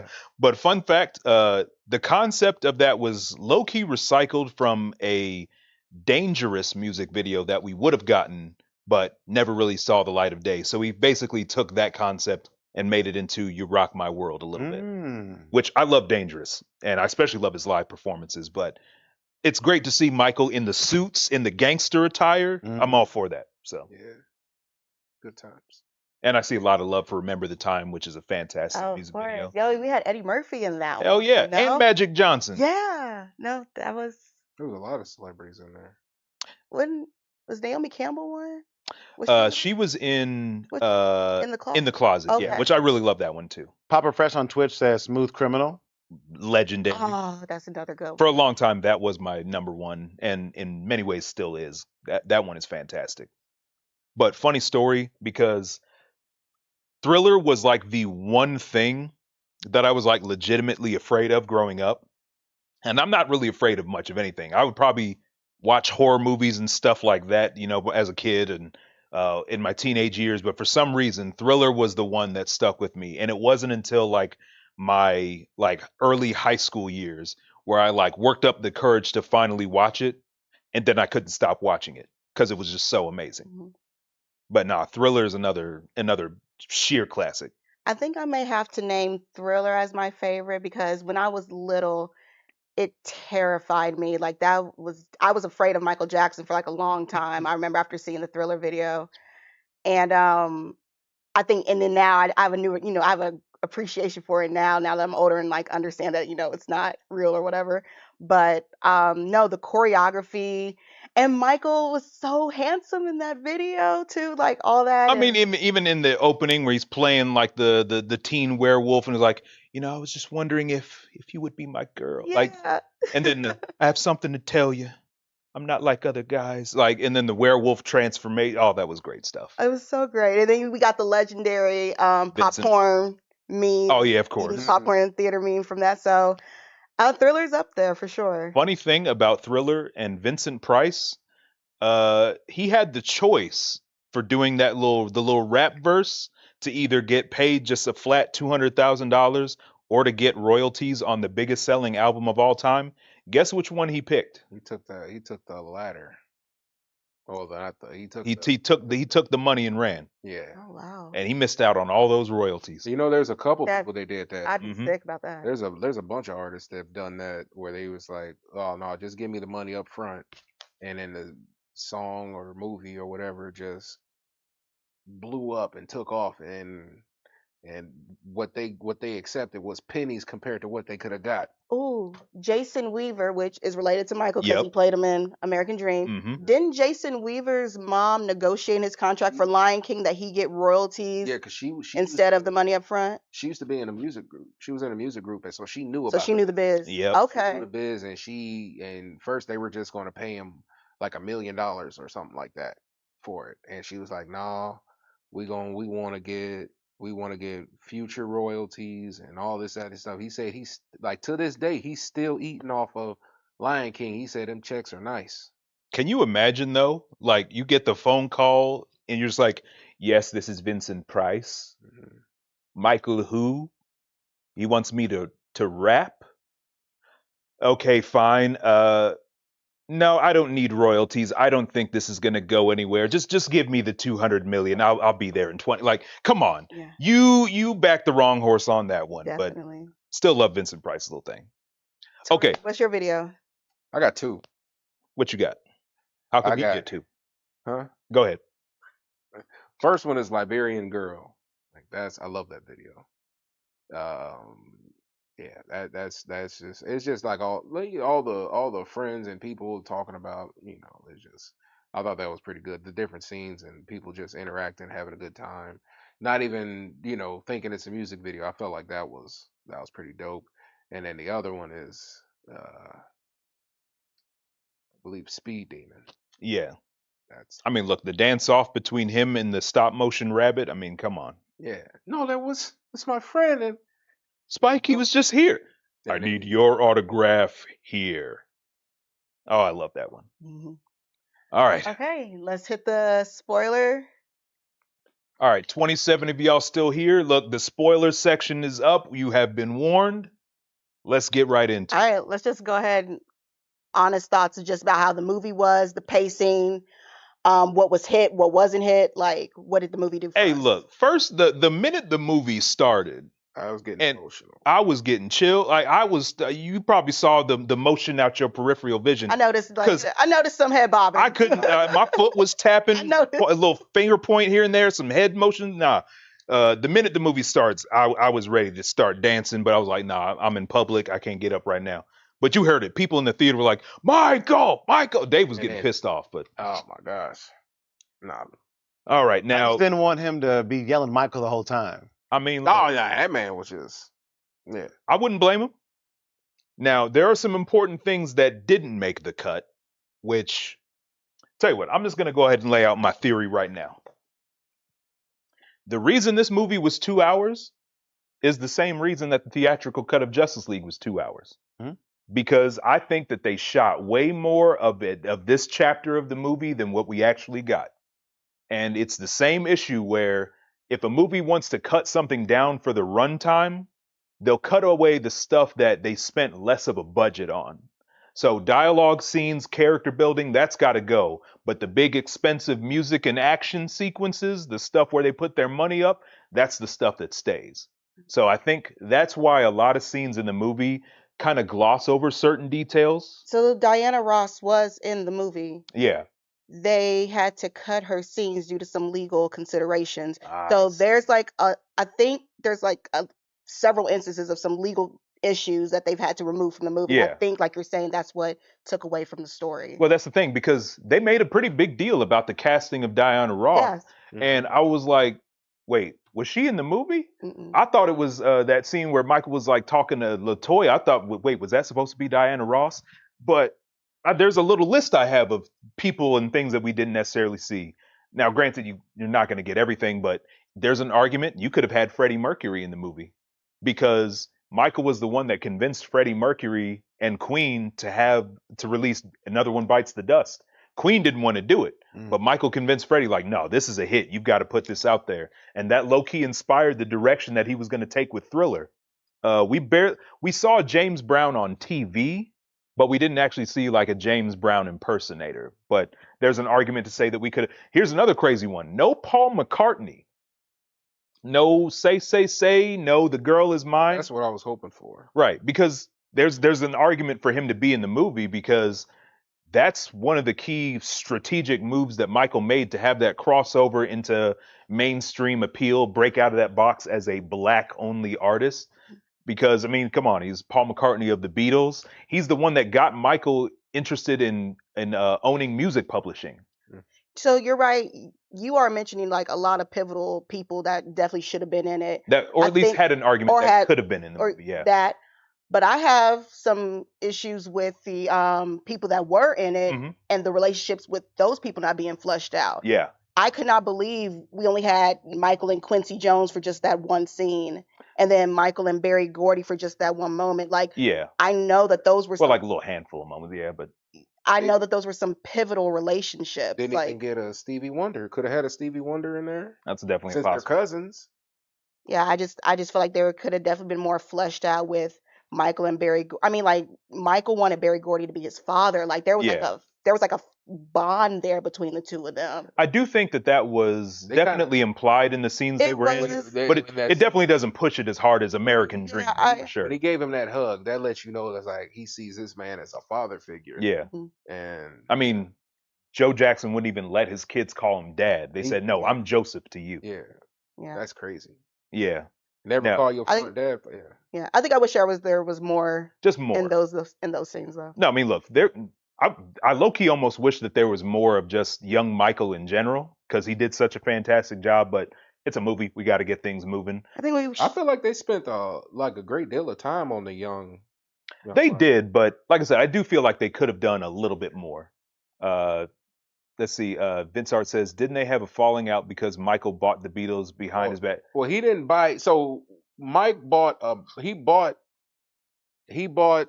the company that owned all these properties. But the Beatles catalog was included in it. Yeah. So like he didn't just spend it on their catalog. He bought the company that owns a lot of these. So he had theirs and a whole bunch of other people's that came with it. I mean, of course, And- Michael eventually came to own Yeah. like half of Sony's music publishing, Yeah, which is a but- big deal. And he had, and because I think at the time Paul McCartney didn't have the money. Like he was broke. He didn't have money. But the only he was upset because he was expecting Mike to buy it and just give it to him. Right. You know. So I mean, I guess if yeah. they're friends, maybe there's an argument that like, yo, we boys, then I mean, it's I always But- thought it was a little But sneaky he of Michael. that's the but my thing. Yeah. is, It always so seemed a little would he have but here's the thing with friendship, some people feel entitled to things, and like just because we're friends, I don't, like what would he have had that same energy if somebody else had bought it? Would he have expected them to give it? no, because they're not their friend. Right. But my point is though, but like that means, but you said because you're my friend, you're gonna give it to me. At least talk about it. Because I thought the way it went down, I thought Paul McCartney said something about he was going to buy. No, he was broke. He didn't have the money. He Okay. what? No, he was talking about. He was like, if I had the money to buy, and I guess he had asked him, well, how much would you sell it for, or something like that. But he didn't own it. He couldn't afford to buy it, and he didn't have he wasn't able to pay for it. But Mike bought it. But he didn't just buy that. He bought like a collection that his came with it. Hard to tell if I can't remember if the Elvis catalog was included at that time, but he eventually came to own the Elvis catalog as well. Every time Eminem made a song making fun of Michael Jackson, Michael was still cutting a check. So, like I said, when he had some good sound advice around him, Michael had some good business intuition, but sadly that fell apart in his later years. But we'll get to that with the sequel. And that's also, Joe, but goes back to what Asia was saying. That's how Yeah. I feel too, where it's like, they gloss over even stuff like that, like his Yeah. business acumen and stuff. Like, so I do think for me, the things that worked very well, anything related to dance and music, Yeah. any studio like writing sessions, the performances. I do think they captured the sort of isolation and the loneliness of his life a little bit pretty well. Definitely didn't go into like everything, but I think it captured some of those like more sadder human moments pretty decently. But Yeah, I personally didn't think so. I thought it felt very much like like the overall, like this was a really awesome like concert movie with some small highlights and flashes of his life, but it didn't feel like we're getting really, really in depth, like with They his didn't like get like super struggle. in depth, but you can acknowledge that they, like I said, and I do think that there exists a Fuqua cut of this movie out there somewhere. But like there was a scene that I really liked early on where you see young Michael, like there's that contrast between like his dread of being around Joe Jackson and always having to perform and always having to rehearse, but he comes alive on stage even at a young age. And that's very much like the real Michael Jackson, but it's like I think capturing like that side of him that does want to just have friends, that wants to have fun and live his life. I think they captured that pretty decently, but it didn't really flesh out on it enough. Well, there's one big thing that I thought was really odd that they didn't flesh out on, and it's mainly just because of the way the movie transitions. Because I do think overall, I do think that my personal think the biggest issue is that I think they just tried to cram just too much of his life into a movie, honestly, because there's so much to cover, and they're just trying to breeze past it and stuff. So to me, I personally would have preferred like a movie that didn't cover as much time, that gave us a little bit more depth with, or just give me more time. I'll take that.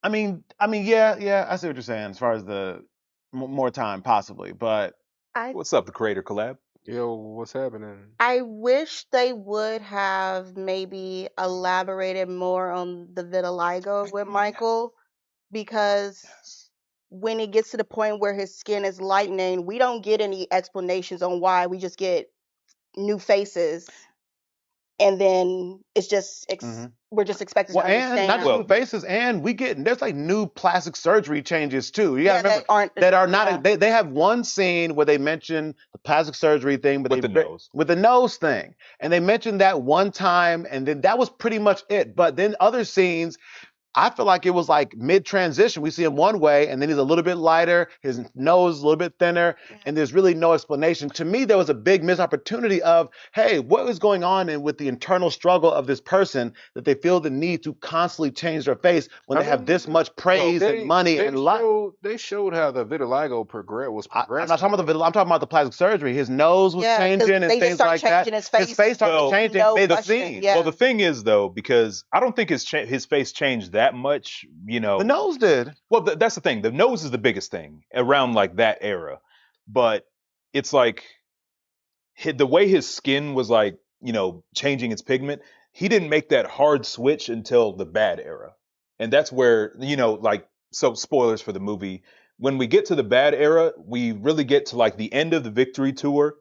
And then all we actually see of the bad era is that one concert performance. And that's damn. But I'm talking about the plastic surgery, not just the but that's the thing. Skin lightening. Around that about time. But the thing is, around that point in time, Michael actually didn't have that much plastic surgery. Yeah, but he had enough to tell a difference between like what he was to bad. I mean, there's a pretty drastic difference. There's different noses, I thought. Yeah, no, he only had the one. His nose looked like his nose got it was about 3 different noses we saw, I feel like. And not just that, to me, I feel like they also did some stuff with like the jaw and stuff to make him look closer. I thought he was looking a lot different throughout. And I just feel like for a person we know who's known for getting plastic surgery that much, and the fact that we didn't get the internal struggle of, hey, why do I feel the understanding?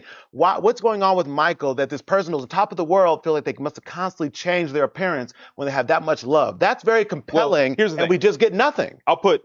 There's 2 sides to it. One where I agree and one where I disagree.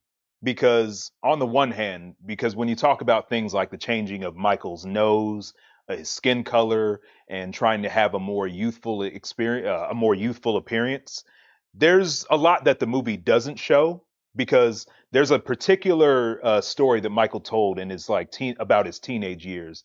Because keep in mind, Michael is a child star, and most people don't make that transition into adulthood and stay as big as they were or get bigger. But Michael was like with his brothers, and they met some fans, and they said, wow, it's the Jacksons. Where's Michael? Where's little Michael? But he was standing right there. They didn't recognize him because he wasn't a kid anymore. And then as soon as she saw him, she said, what happened? Imagine you're going through adolescence and you hear that. Imagine you're a child celebrity where your face is in front of like the Just public and then you hear that. just look at how Disney and Nickelodeon child actors, Wait, how they transition. yeah, everything y'all are saying, I agree with. But Joe, that's Joe, like I said, that's this is what I'm That's saying what is was that missing. that's the That point. scene would have been awesome, right? What I'm saying is that's the point where I agree. Yeah. But the point where I disagree though is that in Michael's actual life, we didn't see those radical changes until the bad era, which that's where the movie essentially stopped. But honestly, like I said, when you see him in the movie, yeah, his appearance changes, but there's no like drastic surgery at that point. The main things that you see that change are like his hair and slight makeup changes. But listen, even if we're going with the vitiligo stuff, I feel like we kind of just got that one scene where he's talking about he is consistently putting on creams and that's bleaching his what- skin and They all this definitely stuff. could have, like I said, And they he's definitely probably- could have done He's more. listen, he probably tried different things with his skin. That wasn't like the first thing he tried wasn't the one that worked. So we didn't get the trial and error and I'm scared to go outside and this.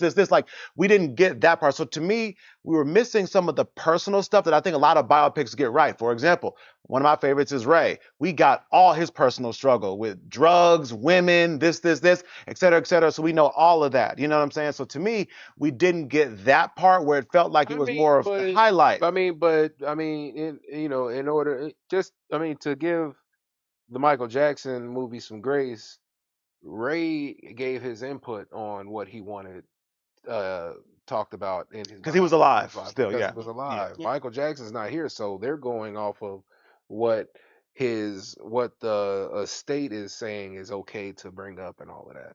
That's true. Well, and again, I still theorize that if there was more little scenes or shots that elaborate on that stuff, they didn't make the final cut of the movie. So like there was a scene early in the movie where Joe Jackson was like yelling at the boys and making them rehearse, and there was a part where he was arguing with Michael and he called him Big Nose.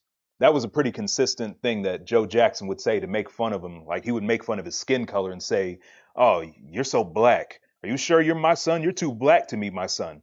Like they So, toned down yeah. Joe's abuse, So, physical and yeah. emotional abuse. I agree, and that's one of my other points here, by Yeah. the way, is that I do think that it wasn't just the fact that it was toned down.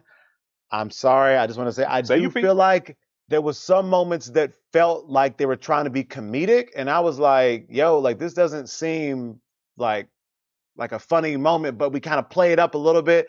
Like for example, there was a scene where I think it was the music playing and stuff like that, and then it was like, and this was after the contract thing, Yeah. and then boom, like he's right there, Yeah. and again, like the audience was laughing. The way it was cut together felt like they wanted to make it a little bit lighter than what it is. But I guarantee when Michael and Joe actually talked face to face about him getting fired, it was not a comedic thing where it was, you know what I'm saying? It was probably a lot more intense. So to me, that's that's the point that I was bringing up earlier. Yeah. Is that like the experience of watching it with that audience, especially Michael Jackson fans, we know how Joe Jackson was. But I think the way it was cut too, though. Like I said, it I wasn't think like there to was a like degree- intense music in the background or anything. It was kind of like almost like the record scratch scene, like and Yeah. it goes. That was kind of what happened. But in terms of like the performance of Colman, Domingo, and Jafar Jackson, I think the tension was clearly there. And honestly, if you're in that situation where maybe you're riding high from something cool or fun that you did, and then you run into somebody that does give you that sort of anxiety, whatever music is going on in your head would record scratch if you saw somebody like that. Like Michael Jackson would get like physically sick just looking at Joe Jackson because of the trauma and shit. So I get what they were doing. I think you might almost need to go back and watch that scene without the audience because again, like there's an element of it that's become kind of funny or a joke. Because like, oh yeah, Joe Jackson, man, don't you with the belt, like, you know what I mean? Mhm. But I think if you experience the context in a vacuum, then it might hit a little bit different. Okay. Some Let's hit comments some here. comments. All right. Click to wake it up. Is Okay, it, there we go. bro? Okay. All right. Let me see. All right, so David P, you have some people agreeing with you. I'll say who's The it? Creative Creator Collab says they agree with you. Hero Reborn says Mike was a child star in the 70s. Exposure, the internet, none of that stuff existed. I think this is about the surgeries from Vince Arts. As obvious as it was in real life, there was nothing was really said about the struggles of the surgeries other than the shock of the appearance aftermath. hmm I agree with that. And even in that scene, I think it was another, hey, let's do a little Joe Jackson kind of, you know what I'm saying? Even it was kind of with the initial plastic surgery thing? I think that was still pretty tense. Like, I think the initial. I didn't feel here's the thing. tense. I think the initial like appearance of Joe Jackson lent itself to like that little haha. Okay, here it comes. But the way that they like draw the scene out, where Michael just doesn't want to turn around and face him, and he's like, "Come here, boy." Like that's. I still think that tension was there. I think maybe just that initial moment where he first showed up is But I'm probably. saying, but like that's probably the most. That and the doctor scene is like one of the most information we get as far as like Michael and the plastic surgeries. We didn't get the. Like, I personally would want to see like him. I don't know, internal monologue or a scene of him talking to somebody about his appearance, or even what you said, Joe. Like as far as like, hey, run to a fan and they say something like just Well, yeah. anything that would lead you to what's going on in his mind. Because right now it's just. It seems like, right after that, he was like, hey, I'm all Like I said, good. the way that the movie structured it, they planted those seeds for you to pick up on the context clues and piece it together. They just didn't give it enough time, but it is there. So It's there. It's that's just like, definitely it's very like- surface Yeah. level. It's like a highlight. It's like, oh yeah, by the way, he had vitiligo. Move on. yeah, it's a blink and you'll miss it. Yeah. Like I said, I think part of that just comes down to how they cut the movie, just so they can keep it underneath that 2-hour runtime because Hollywood theater industry. Hey, thanks again, but still. There's a part in the movie that kind of felt corny and on the nose for me. Mhm. And I think after talking to you about it, I may have a better understanding of it. Yeah. But it was the scene where Michael was in the studio making his music and he looks up at the TV and it's like the Crips and the Blood Oh yeah. going at it. I thought that was like really on the nose because then the next scene it's him going to the gangs and bringing them Yeah. together and they're dancing and they're in the music video and everything now. I guess for me it seemed like really on the nose kind of, That but ain't happened. You ain't see that picture with Mike standing with the Crips and the Bloods? Well, that one in particular was from The Way You Make Me Feel. Mhm. But for that scene, because there was a point where it first showed up and I was thinking like, is that how it really happened? yeah. But then I thought it didn't about it and it's connect like, at first with me. well, then I thought about it and I'm like, well, from Michael's perspective, he's not living in the streets life, at least not since Gary, Indiana. So his experience of Crips and Bloods and Rodney King and stuff like that would be through the lens of a TV or a news because he's disconnected from it, but obviously he cares. And is it going to be jarring from a movie standpoint if you just go directly into that in the next scene? Of course, but what do you expect from a biopic? You only got 2 hours to cover the biggest pop star in the world whose life has been televised since he was 5 years old. So I mean, to be honest, it's more of my minor complaints because the Beat It choreography that that they scene did right after Ooh. was so freaking good. even just I the way managed that to he let would it go. slow it down and explain stuff and how he was thinking. And like, let me get the jacket real quick. Let me. I just want to try something. Yeah. And then he does like the most iconic thing ever. Yeah. So Okay. 100%, I agree with you on that. Mhm. But again, I think that's the biggest detriment to the movie is that a lot of those things don't really get that time to breathe. Mhm. So you've got to be locked in and paying attention. And that needed time to breathe. That And, Yeah. part. and then I think what Asia just said is kind of what happens where you're like, oh, that felt kind of rushed, or that felt. I wish I would have had another scene of that.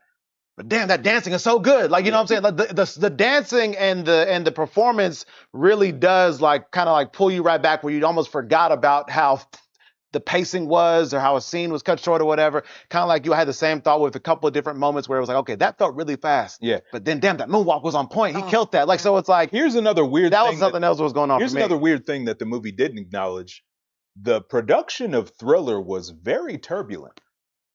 Okay, so Thriller was so rushed through. Yes, that's why I'm saying this. Yeah. This could have really just been ended the Thriller era, Oh, and you could have had so much information in that alone, and flesh out Barry Gordy's character. I mean, not Barry Gordy. Quincy Producer Jones. Quincy Jones' character and everything. Like that right there is the movie. I think you could end it there, and that would have been a lot more time to breathe. We didn't need to go past that, in my opinion.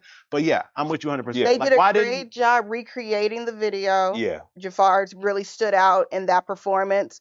But there's definitely more behind the scenes with Oh, the 100%. creation of Thriller. because the best album of all time, and it doesn't get, you know what I'm saying? Well, it's just because- due. Yeah.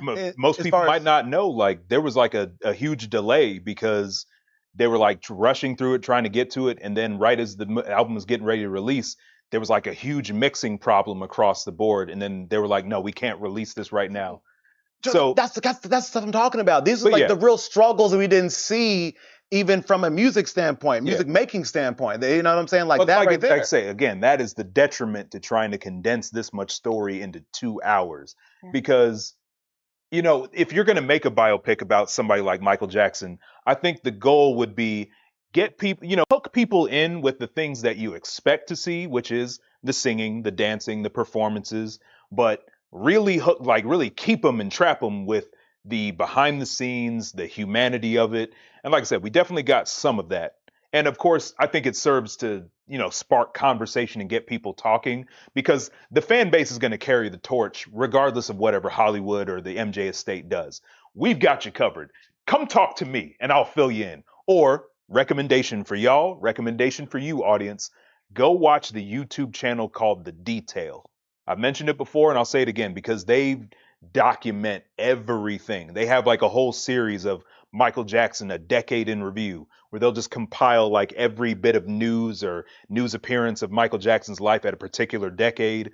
They'll do like breakdowns of like certain albums. Like they did a whole like 25th or 30th anniversary for the Dangerous album and talked about all the behind the scenes. If you want to learn Michael Jackson, go see channels like that or MJ Forever. There's so many resources out there. But in terms of what you can pull off realistically with a biopic, I expected the movie to have that sort of a pacing issue, so none of that really surprised me. It's unfortunate, but that's probably about as good as it's going to get with 2 hours. Release the few cook. But Joe, like, why you're saying that's all you can get? Like, they didn't.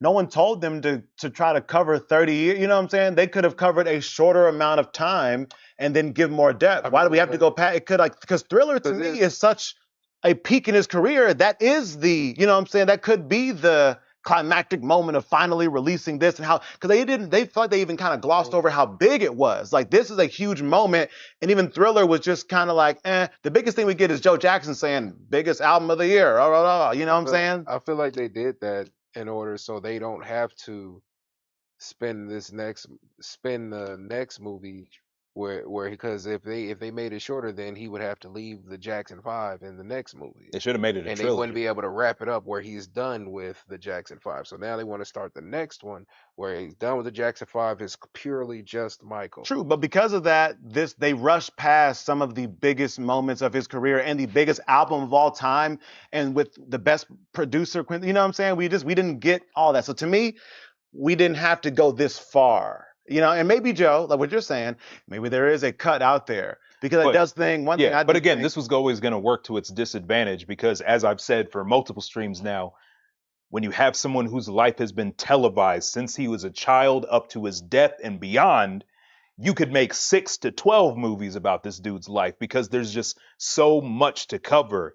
Like, his mingling with other celebrities. Like, there was a scene when they were working on Thriller where you had the solo from Beat It on the guitar, and you don't see him, but they mention his name, Eddie Van Halen. Eddie Van Halen did the guitar solo on Beat It. But then you have the legal issues of who are we going to hire to impersonate Eddie Van Halen? Who's going to do the riff? It's too fucking complicated. So you've got this insurmountable task of a biopic to do. I don't know how they were originally planning to do it all in one movie, unless it was going to be 4 hours at the very least. So somebody posed a good question. Do you guys think a series would have been better than a movie?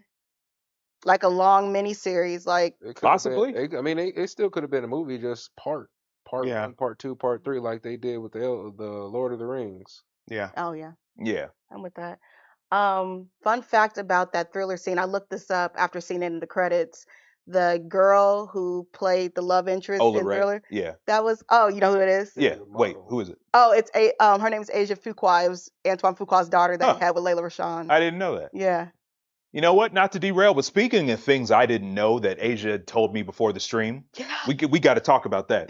Go ahead. Okay, so apparently there's a scene in the movie where, because historically this is true, Michael Jackson had made all these fantastic music videos that were on the level of short films like Beat It, Billie Jean, and Thriller was on the way out, and MTV would not play black artists because they were on that bullshit back in the day. So, using the leverage that they have, they said, look, if you do not play Michael's music, then we're pulling all of our artists off of MTV. So no Bon Jovi, no insert white bread, musician here. But the person that they got to play the executive that made that phone call was Mike Myers. They put Austin Powers in the movie, and I had no idea. No. I didn't even recognize him. It was a Tropic Thunder moment with Tom Cruise. Makeup and costume, you could not recognize him. Oh, but there's another good one in there that I had to do a double take at. Which one? Dion Cole as Don King. Don King. Oh, yeah. Yeah, he was in there too. Don King made an appearance in the movie. Yes. Yeah, I didn't realize that was Deion Cole. I don't know if I love the Dion. I like Dion Cole, but I don't know. I just know I saw him and I recognized him. Yeah, I was just as Don surprised to King. see him. Me too. 'Cause I don't know if that's been announced or if it's been known as much or whatever. But he was alright. Yeah. Oh, Lorenz Tate as Barry Gordy. That was good. Oh, yeah, he did a That was good. fantastic He was job. good. I liked him in that role. Me too. That was good. Oh, and then the guy who played Quincy Jones, I recognized him immediately. I don't know if you guys have seen it, but he played Nathan on Issa Rae's show Insecure. Yeah. So it was really nice to see him in a movie role like that too. So no, I mean, I love the cast. Oh, yeah, the cast. Love the Everybody cast. did their thing. I don't think there was really a bad performance throughout the movie. I don't think None that I could think of. No. And again, you've got to give credit where, keep in mind, like Jafar Jackson had no acting experience prior to this. And of course he worked with coaches and he had 2 years to prepare, but That's a lot to learn in 2 years. and he delivered. He delivered beautifully. He does. Like, now, one thing that I do wish that they acknowledged, but of course, no time to acknowledge this. I wish they would have acknowledged Michael Jackson's actual speaking voice and his pressure to change that over the years, both from his being pressure of growing up and from being a child star and the changing in his voice, especially going through adolescence where you got to worry about your voice cracking, but also using that as a vocal exercise to make sure that he could keep his voice with that consistent range. But he kept it on the high pitched frequency throughout the whole movie, which is fine. And it's still amazing that he pulled that off the way he did, both in talking and in singing. But yeah, hopefully they'll acknowledge that in the second movie, because Michael Jackson would actually like prank call people on that shit because he could disguise his voice so well. Yeah, that also brings me to, I wish we saw more of Michael's personality. Yeah, I think we just saw we saw a little bit. we saw A tiny bit because just a little bit, but he was an artist too. yeah, but he was also a prankster. He was also sassy. He also, Yeah. he also had more to him. I think they kind of squashed that. A lot but a lot of those moments he had with Janet and that wasn't in there. Yeah. We didn't see him have to wear many disguises in public, which He is mainly also a wore thing that the he did. hat and glasses. Yeah. Like I said, there was a scene where Michael was at a toy store because Michael Jackson, he likes his toys. He goes to a toy store with his bodyguard and he gets stopped by fans and is giving autographs and talking about his favorite video games and stuff like that. But then it's like the people start appearing more and more as he's doing it.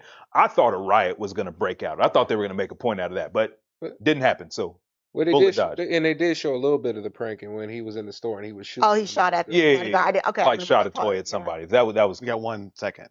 yeah. That's what I'm saying. It's like it acknowledges it, but it just doesn't linger on it the way you probably want it to, which is unfortunate. But Yeah, I mean, to me, like you're just comparing it to other biopics, and I'm aware that they have a lot to cover. It's just not enough. It's not enough time. Yeah. You know what I'm saying? At the end of the day, it's just really not, because I just think, like I said, we didn't get the Ray, I'm not saying this exactly, we didn't get the Ray rehab moment. And I'm Right. saying like that moment where you really, really are alone with the character and understand how they feel, what they're going through. And it's not even about the music, it's about them on a personal level. We didn't get that moment, I feel like. I to think me. maybe we got more of that type of stuff for young Michael. Sure, but I maybe would agree not with so that. much for like. I would adult- agree. You got a little bit. You got a Little little bit with older Michael when he right before he got ready to sing Mhm. and he had to give himself those affirmations. Mhm. You know, you were beautiful, you're strong, confident, greatest of all confident. You time. was kind. You was Yeah. smart. Yeah, he had to give himself his affirmations because that lets you know that it gave you a little peek into his insecurities. Now, I wanted more than a peek, because you know what I'm saying. For Yeah. me, like, Now, You just want him. I mean, he cried a couple times. Is that good enough for you? I mean, he went through some shit in the movie. he did. You just want to see him get beat the whole movie? Is that No, That's I'm all not- you want. It was I'm just not saying Joe that. Jackson just swinging that belt like nunchucks. every scene? Now we got to acknowledge Very sad, but the Pepsi commercial incident. Yeah. Now, of course, the comparison comes up again because. Wait a minute. Oh, go ahead. What is this? The creator collab. Is Quincy Jones still alive? I don't think so. Mm-mm. Yeah, he gone. And then is Michael Jackson bigger than? Do you even need to ask? First and foremost. Dave, what do you think? One away from Michael. What do you think, Dave? Oh, Michael Jackson's way bigger than. I mean, he's bigger than Drake, Kendrick, and J. Cole combined. Can somebody tell Drake that? So he Drake can shut has his ass? broken one of Michael's records, though, hasn't he? I thought they were tied. I don't know they're if he tied? broke Okay, it. never mind. I thought think they were- at one point but- Drake was passing up Michael in streaming, but then the MJ fan base said fuck that, and then they just topped him Okay. again. Well, I think she's talking about number one hits. is what Well, she's Yeah. talking about, though. But you said they're tied? To my I knowledge, feel like they shouldn't even be in the same category when Mike was around, when people had to buy physical copies. Yeah. I mean, even in this day and age with digital media, he's still on top. So Well, Fun fact, Drake does tie Michael Jackson for most hits by a male solo artist with 13 chart-topping songs. he had to wait for him to die. Good job, Drake. What you want, a fucking cookie? I mean, hold on, don't discredit it like that ain't a great accomplishment. Yeah. Tying Michael Jackson where most number ones, like take Drake out of it. If any artist does that, That's what makes it Mike big. has his, like I said, Mike had his number ones when people had to buy physical copies. Drake got his number ones when people can stream and they don't have to go anywhere. to yeah, get music. that's not Drake's fault that he released They, music. they shouldn't even be in the same category. But Like that's just like me saying, hey, that's like competing with somebody before they had internet. Like, Okay, but I got my scholars from books, and you get yours from the internet. But people say the same thing about like sports and stuff, where they're saying, hey, players now have so much more technological advancements and better, I got therapists and health nutritionists and this, and LeBron be going to cryo chambers and stuff like that. And they still compare players now to players in the 90s. It's just, players in the 90s was drugged up, heavy. Whoa. Wait a second. I mean, that's a fact. That's a fact. Oh, this is news to me. I don't know. You didn't know? No. It's players from the 90s that openly admit I was doped out of my head during these games, but I managed it. I mean, look, I'll say this too, because with the comparison between Michael and Drake, which is not even a real. No, but I'm not even bringing here's the about thing. Drake though. But the thing is, like, there's something you could acknowledge too. Like, obviously, Michael Jackson in his prime had industry backing. He had deals with Pepsi and Nike and all this stuff. Obviously, he was like promoted and stuff like that. Of course, the allegations kind of messed that up.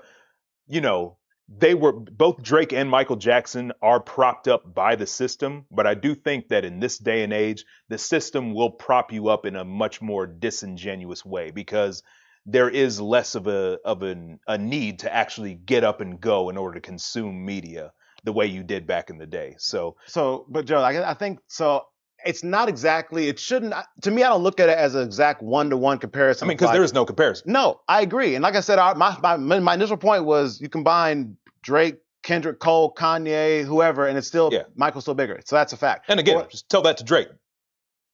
Make sure he understands that. Okay, but what I'm saying though is this: it's not Drake. If you're watching, it's not about just shut the fuck up because you're never going to be Michael. Okay, it's not about exactly like comparing it to Michael. It's saying, hey, in Michael's era when he was competing with who he was competing with, he had this many number ones. In this era when Drake is competing against people that have streaming, every artist now who's out is selling CDs and digital and streaming. They do it all. So I'm saying in this era, he got as many number ones as Michael got in his era. That's really the comparison. So if you want to go to this whole like physical media, this, yes, we're talking about the artists he's competing with today. He got 13 number ones, or however many it is, versus Michael got that with the artists he was competing with. That's here's the real other comparison. It's not about Michael versus him. It's more about the eras and who won in each era, and that is a stat.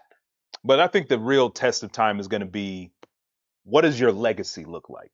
Because even though Michael had albums that dropped and didn't hit as big in America as they did overseas or whatever, Michael's legacy is fucking solidified. Like even for, like again, we talked about it earlier, where you have songs that maybe people overlook just because they didn't get radio play or get music videos, but you go back and discover and you're like, yo, this was a fucking banger. Why was nobody bopping this? Are you going to say the same thing about Drake? Is his catalog going to stand the test of time the same way that's like an artist like Michael Jackson? I can't say it is, but I will say This is just facts. And again, we can move past Drake, but I'm saying we're talking about test of time. Right now, Drake got the most albums on Billboard chart, meaning that people are still listening to more Drake albums than anybody else. So it's like they are already some of these are older albums. But also, doesn't this dude, at least before he got bullied out of the rap game, didn't this nigga drop an album like every 12 minutes? Yeah, and people say, like, even though he's dropped new music, people out here saying, man, hip hop ain't been the same since Drake stopped dropping. It's like he dropped something not even that long ago. What did he drop? I mean, he dropped some trash, but like he's still dropping. Wait, he was leaking tracks left and right. He still dropped what could be loosely considered music. But people act like he just left the game just because he stopped dropping like the whole point of that. We're talking about, it's not just about that, it's also about the features he would give. Drake used to give features that was going number one. Well, we know he was dirty with them features. Dirty with them. Sicko. What do you about Sicko Mode? What's it with the Migos song? I mean, the remix of Block Boy JB. Yeah. I mean, there's so many features he got. Where he would throw out features to other up and coming. Yeah. Where he would throw out features to other up and coming artists. Already on ride the wave of their fan base and then just ditch them. That's what he does. Y'all like that's what he's done to all of a Drake feature didn't boost these careers up though. Like, how many of them are still here? A lot of them are. Migos. They're still outside. I mean, we of course RIP to Takeoff. Anybody else? Okay. Look, what about the people that he signed and would drop them? The people that were hot and they would get with Drake and then he would just leave them high and dry. There's some people that What about that one artist? McConaughey? I love McConaughey. Was he the one that he told him to wipe his own catalog that he had? It was somebody he signed. He was like, I'm not gonna sign you unless you wipe your entire catalog. How come there's no responsibility for an artist? If you get a Drake look, you should be able to figure it out after that, because there are some artists who never get the opportunity. But why would somebody who wants to look out for people, why would they want you to delete your entire music catalog? Look, you got to give it the whole story. We don't know. He told him he won't get who did you say it to? I don't know who. It was either Weekend's friend. We got to have the facts. We can't be doing. Who do you say? We got to have facts. Until Drake is relevant enough to get his own biopic, we'll talk about it then. I'm just saying, y'all discredit somebody that got that many hits. As soon as we bring up Drake, Dave gets triggered. So hold on, he said, I'm not gonna sign you or do a feature unless you get rid of. Oh, Tori, put a pause. Let's read some chats here. All right. Somebody agrees with you, Tori, about the functioning alcoholics in the NBA, the Creator collab. Said you're right about that. TJ says, sorry, but I'm Drake and MJ fan. Drake is the MJ of this generation. Oh, I wouldn't say that. But at the same time, it's clearly not MJ level. That's the huge distinction. Black Glizzy Master asks, is Michael Jackson bigger than Taylor Swift? Absolutely. No doubt. No question.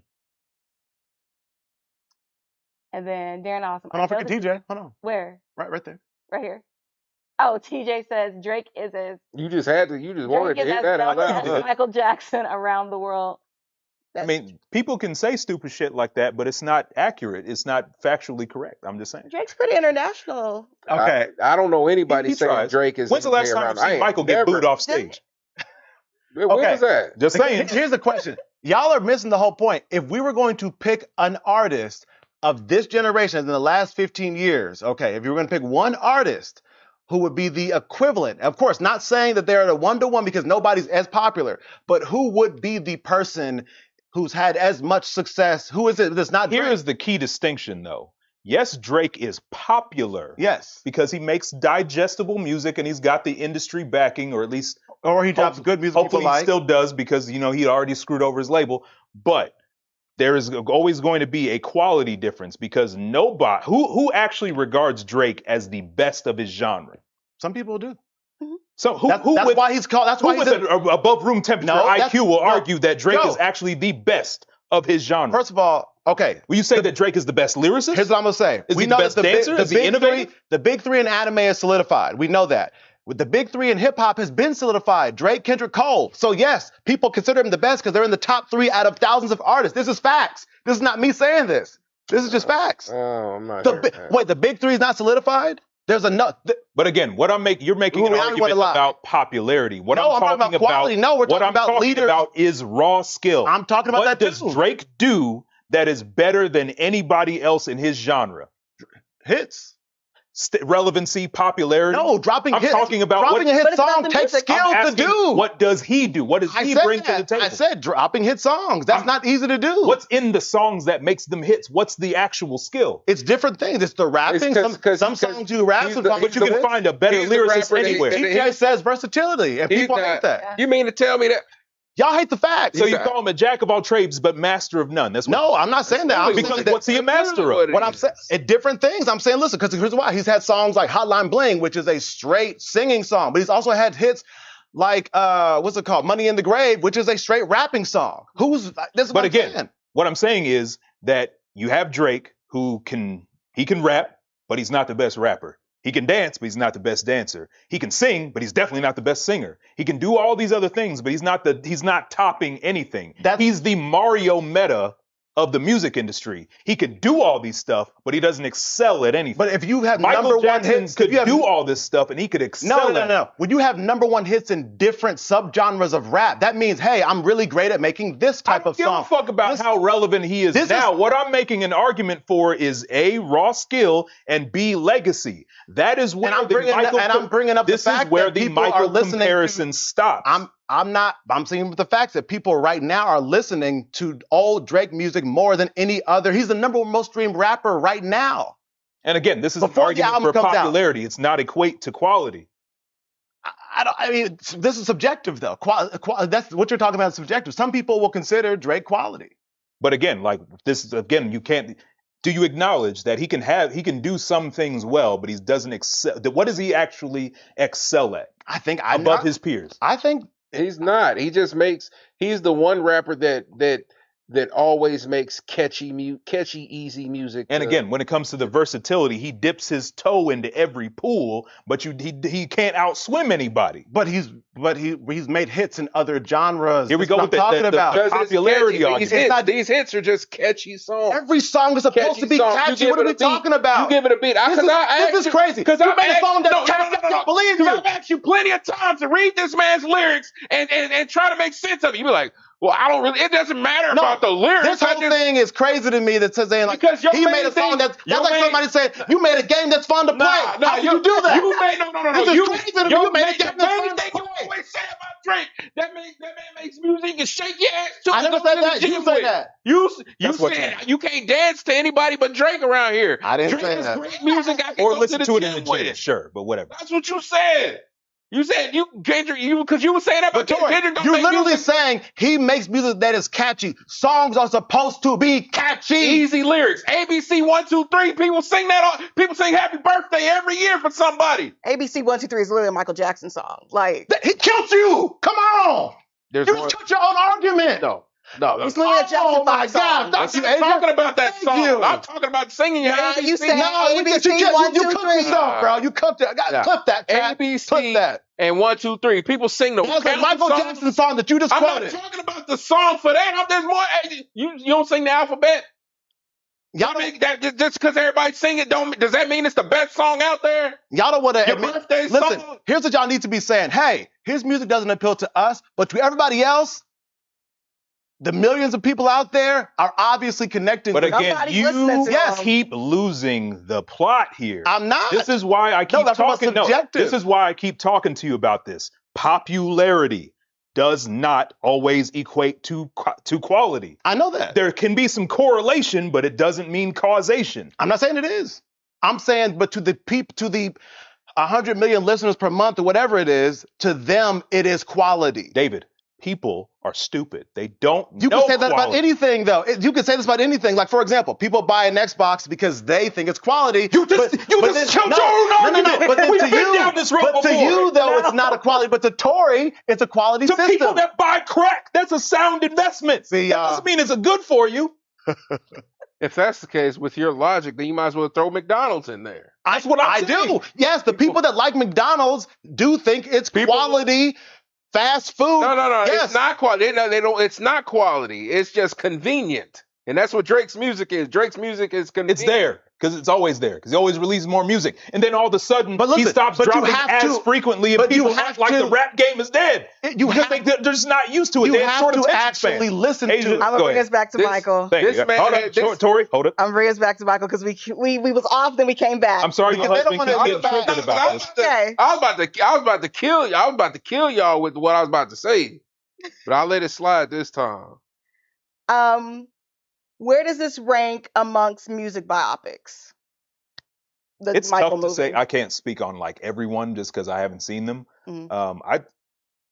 In the middle. Yeah, it's tough. In the middle. It's I not. put It's not in the five. top. No. Top five. No. Top five. That's I'd probably disrespectful. say in the middle. Top five. No. What's your top five? No, it's not top. Do you even have a top five?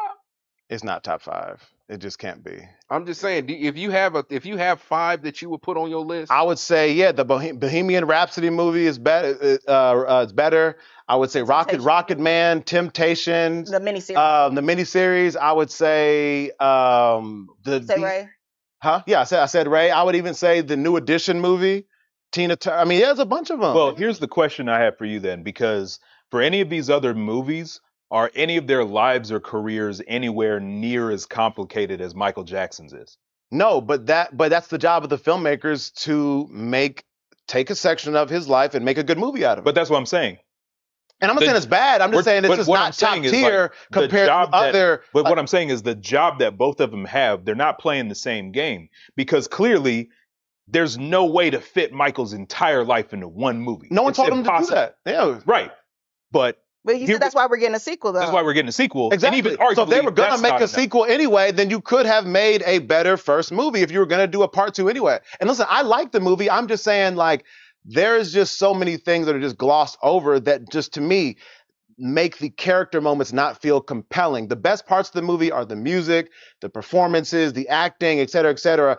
I don't think we talked about any scenes outside of the music that were really, really impactful to me. I was going to talk about like 2 in particular. But we haven't, though. We've been streaming for almost 2.5 hours, and we have not talked about one Well, a good chunk is non-music because you thing. got triggered by Drake. Nah. Okay, tell you what, here's a scene in particular. Yes, this ties into a live performance and stuff, but the way that they captured it, I thought was really good. Spoilers, obviously. The very last, like, the second to last actual live performance was them at the Victory Tour. And it was like at the end, and this is something that actually happened. Michael on stage, unplanned, shocked his brothers, the audience, everybody. He announced, this is their last tour. This is their farewell tour. He's never going to tour with his brothers again, all that stuff.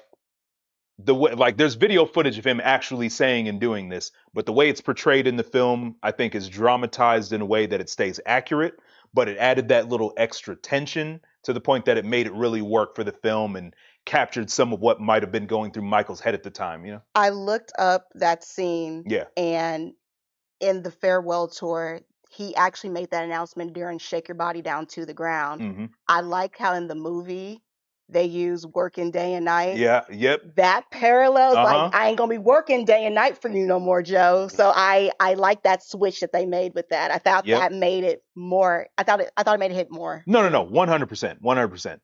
So again, that's where, even though not 100% accurate, making those types of changes definitely pushed, I guess you could say, the theme a little bit more, 100%. So I really liked that scene. I liked it a lot. Yeah.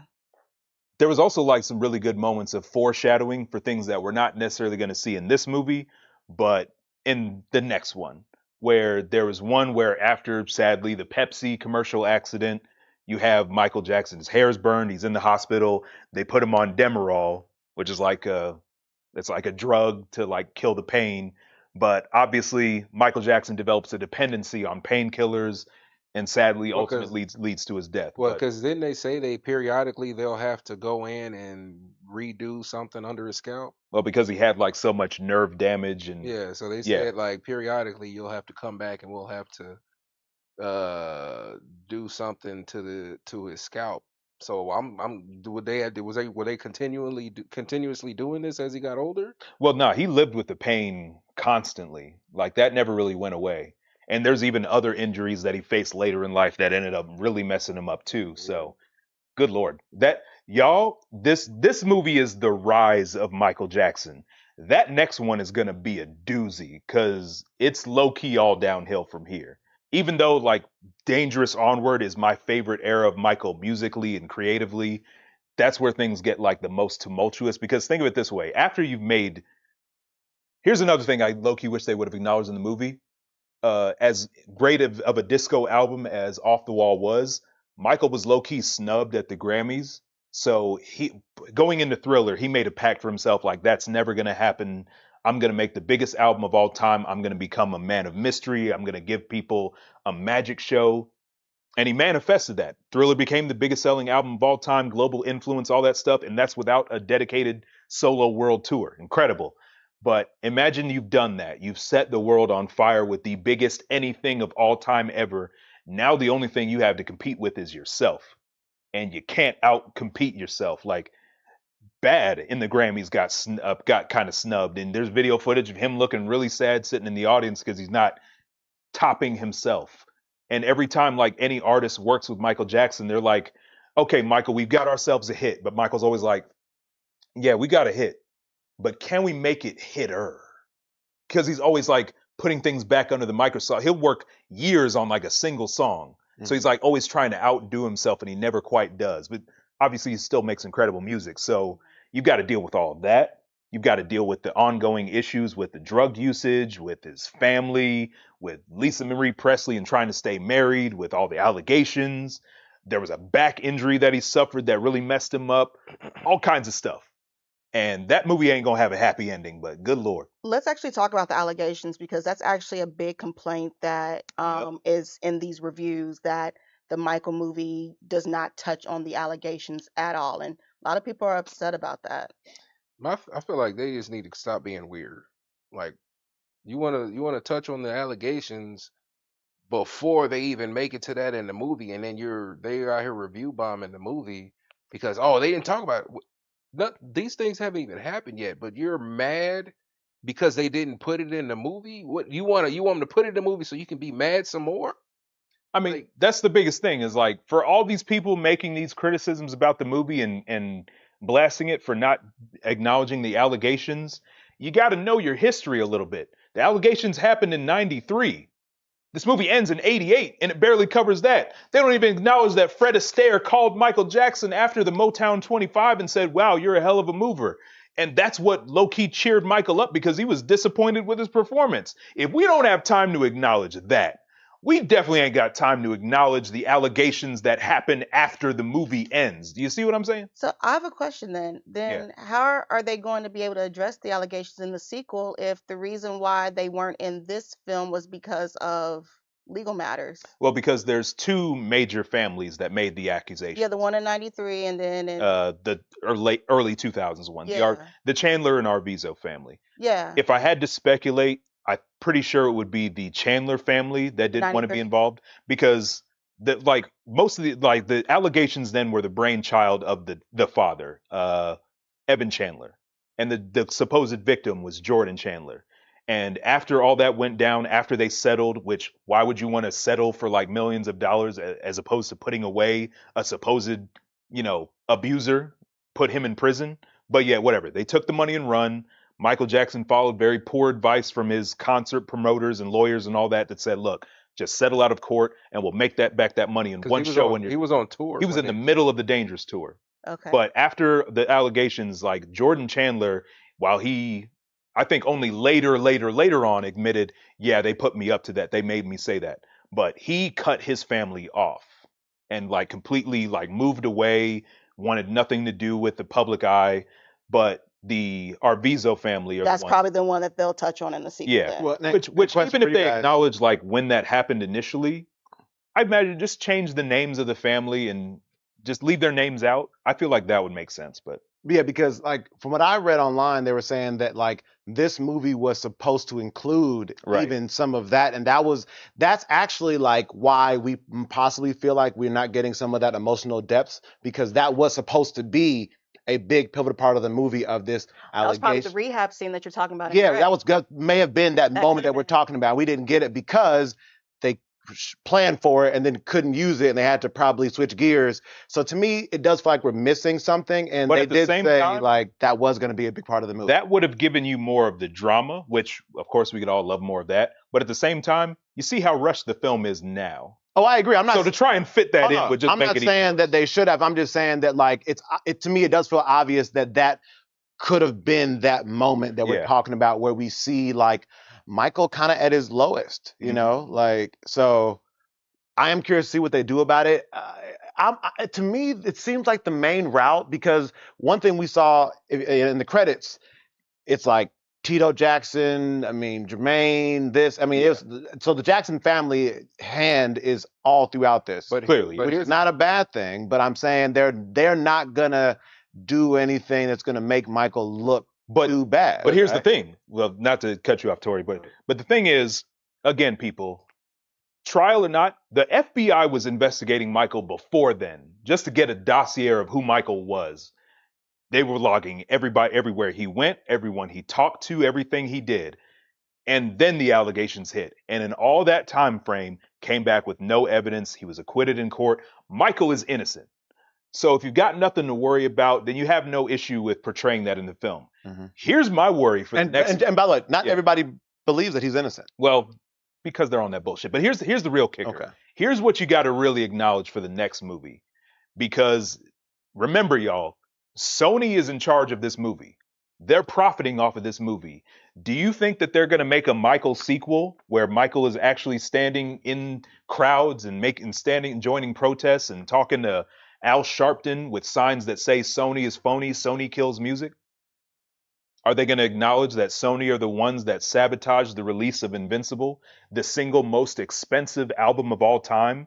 Let that flop, but then soften Michael up to buy out more of that ATV catalog? But what does that have to do with the allegations, though? But that's the kicker, is if you want to acknowledge the allegations in film, that's fine. Just present the evidence that's in court. There's books about it. There's YouTube channels. There's documentaries. All the information is out there. Okay. So just do that, and you'll clear Michael's name because he was innocent in the first place. But you've also got to acknowledge the other things that put him in that financial strait in the later days of his life, why he needed to do the This Is It tour, because he was in debt. He was trying to get himself out of debt. That's why they forced him to do 50 shows when he could only do 10 at the age of 50. So it's like, that's the part that's going to be a bit of the test is, are they going to acknowledge that darker side of the industry? Mm. But in terms of the allegations, I say bring it on because he didn't do anything wrong. Ben's Art says it's like we already know it happened, but why can't we just enjoy the good times of his career for the most part? I thought we showed up to the movies because we are fans of Michael. Don't need to be reminded of the nonsense because there are already so many documentaries and even touched it on the Flex biopic a bit. Right. And they're so. Here's the thing: man was proven to be innocent, but they're mad because it's not included. Like they was like, well, even though it didn't happen, we want the negatives to be in there. We want everything negative. It might as well put the tabloids in there too, because the tabloids were saying some wild stuff. You know, are they mad that that's not included? Like, that's just Yeah. I mean, I think if you're doing a Michael biopic, you do have to mention it in some capacity, just because it was like, I mean, it's kind of like your big legal. I mean, like if you do a Michael, I mean, you do a Tiger Woods biopic, you have to cover him and the whole thing with his wife and cheating and all that kind of stuff and crashing the car, because it was just a huge scandal that did impact his career, because this does tie back to the music, right? It did impact his tours, music, releases, et cetera, et cetera. Yeah. Even Joe, you talked about how he was kind of blackballed to a certain degree, where I think when he released Invincible, there was an interview where he said, my album is #1 everywhere except the United States. Mm-hmm. It's because United States, there was so much hate and stuff like that because of the case. So I think you have to mention it just because it did impact the music too. Yeah, no, I 100%. And again, like we talked about after the movie, those allegations and all the way that he was perceived that influenced the music. That his history album and Blood on the Dance Floor was his direct response to all of that. He said, if you're looking for an autobiography, here it is. The problem is, it doesn't happen in this movie because it's not the time for that. This movie is the rise. The sequel will sadly be the fall, which is unfortunate, but hey, his legacy lives on. But Do we just do 2 or 3? would it be better? Look, again, give me 6. 6 movies, and that's probably still not enough. But if you had to do it, I would still say 3. But if they give us 2, that's fine. If you want to include everything, he's gonna need 6 movies. Then he got to go to Paul Rubin's wedding as his best man. Like I said, there's too much to cover. So you already had an insurmountable task. Yo, is that Jin Kazama behind you all? Yeah, I got my little Tekken statues there. So I got the Kazuya Heihachi one, and I got my Jin Kazama one. So thanks for noticing. See me in Tekken 8. Anyways, moving on. Were there any musical sequences or like music videos or special songs that you guys wish that they would have put in the movie? Yes. I mean, again, there's so many legendary ones. It would have been really nice if they showed, again, here's a hot take for you, everybody. Motown 25, rightfully so, a legendary performance. That's not even his best one. He's got way more throughout, like later, even in the Victory Tour, his Billie Jean performance, Moonwalk City. He does this crazy combo that Michael Trapson loves so much, and rightfully so, because it was amazing. Asia, you've been put on to the 95 MTV Awards. MJ and Friends and Seoul in 1997. Of course, the 30th anniversary with the Jacksons. His Billie Jean performance there was on point. I can point to like a number of where he just improvised in certain ways that like blows it out of the water, where he did certain moonwalks that were smoother, or did a toe stand that was on point, or threw in certain ad libs when he turned his microphone on. But of course, everybody loves the Motown 25 one because that's the first one. Mm-hmm. Still great, but not the greatest, in my opinion. Joe, comment for you from in first time chat from TST Pod. Hey, said they were on Instagram but had to move to Twitch. They said 6 movies is crazy, bro. I'll take them. I don't give a damn. Give me 6 movies, make them all 4 hours. But again, it's like Michael Jackson's life is so big, you could do it. But at the very least, it would probably been smart to condense it down to 3 movies because, again, there's just so much. Speaking of Motown 25, like I said, there was this interesting little thing where they kept zooming in on this kid in the crowd, where when he was like dancing and he was like wowed by Michael's dance moves, and when he did the moonwalk, they don't acknowledge that Michael actually learned the moonwalk years prior to the Motown 25, but purposely waited until Motown 25 to debut the moonwalk when he had a captive audience. Really strategic move. But he was disappointed with his performance because he didn't do the toe stand long enough, or he didn't spin as enough times. So Michael, being a perfectionist, he was mad disappointed in himself.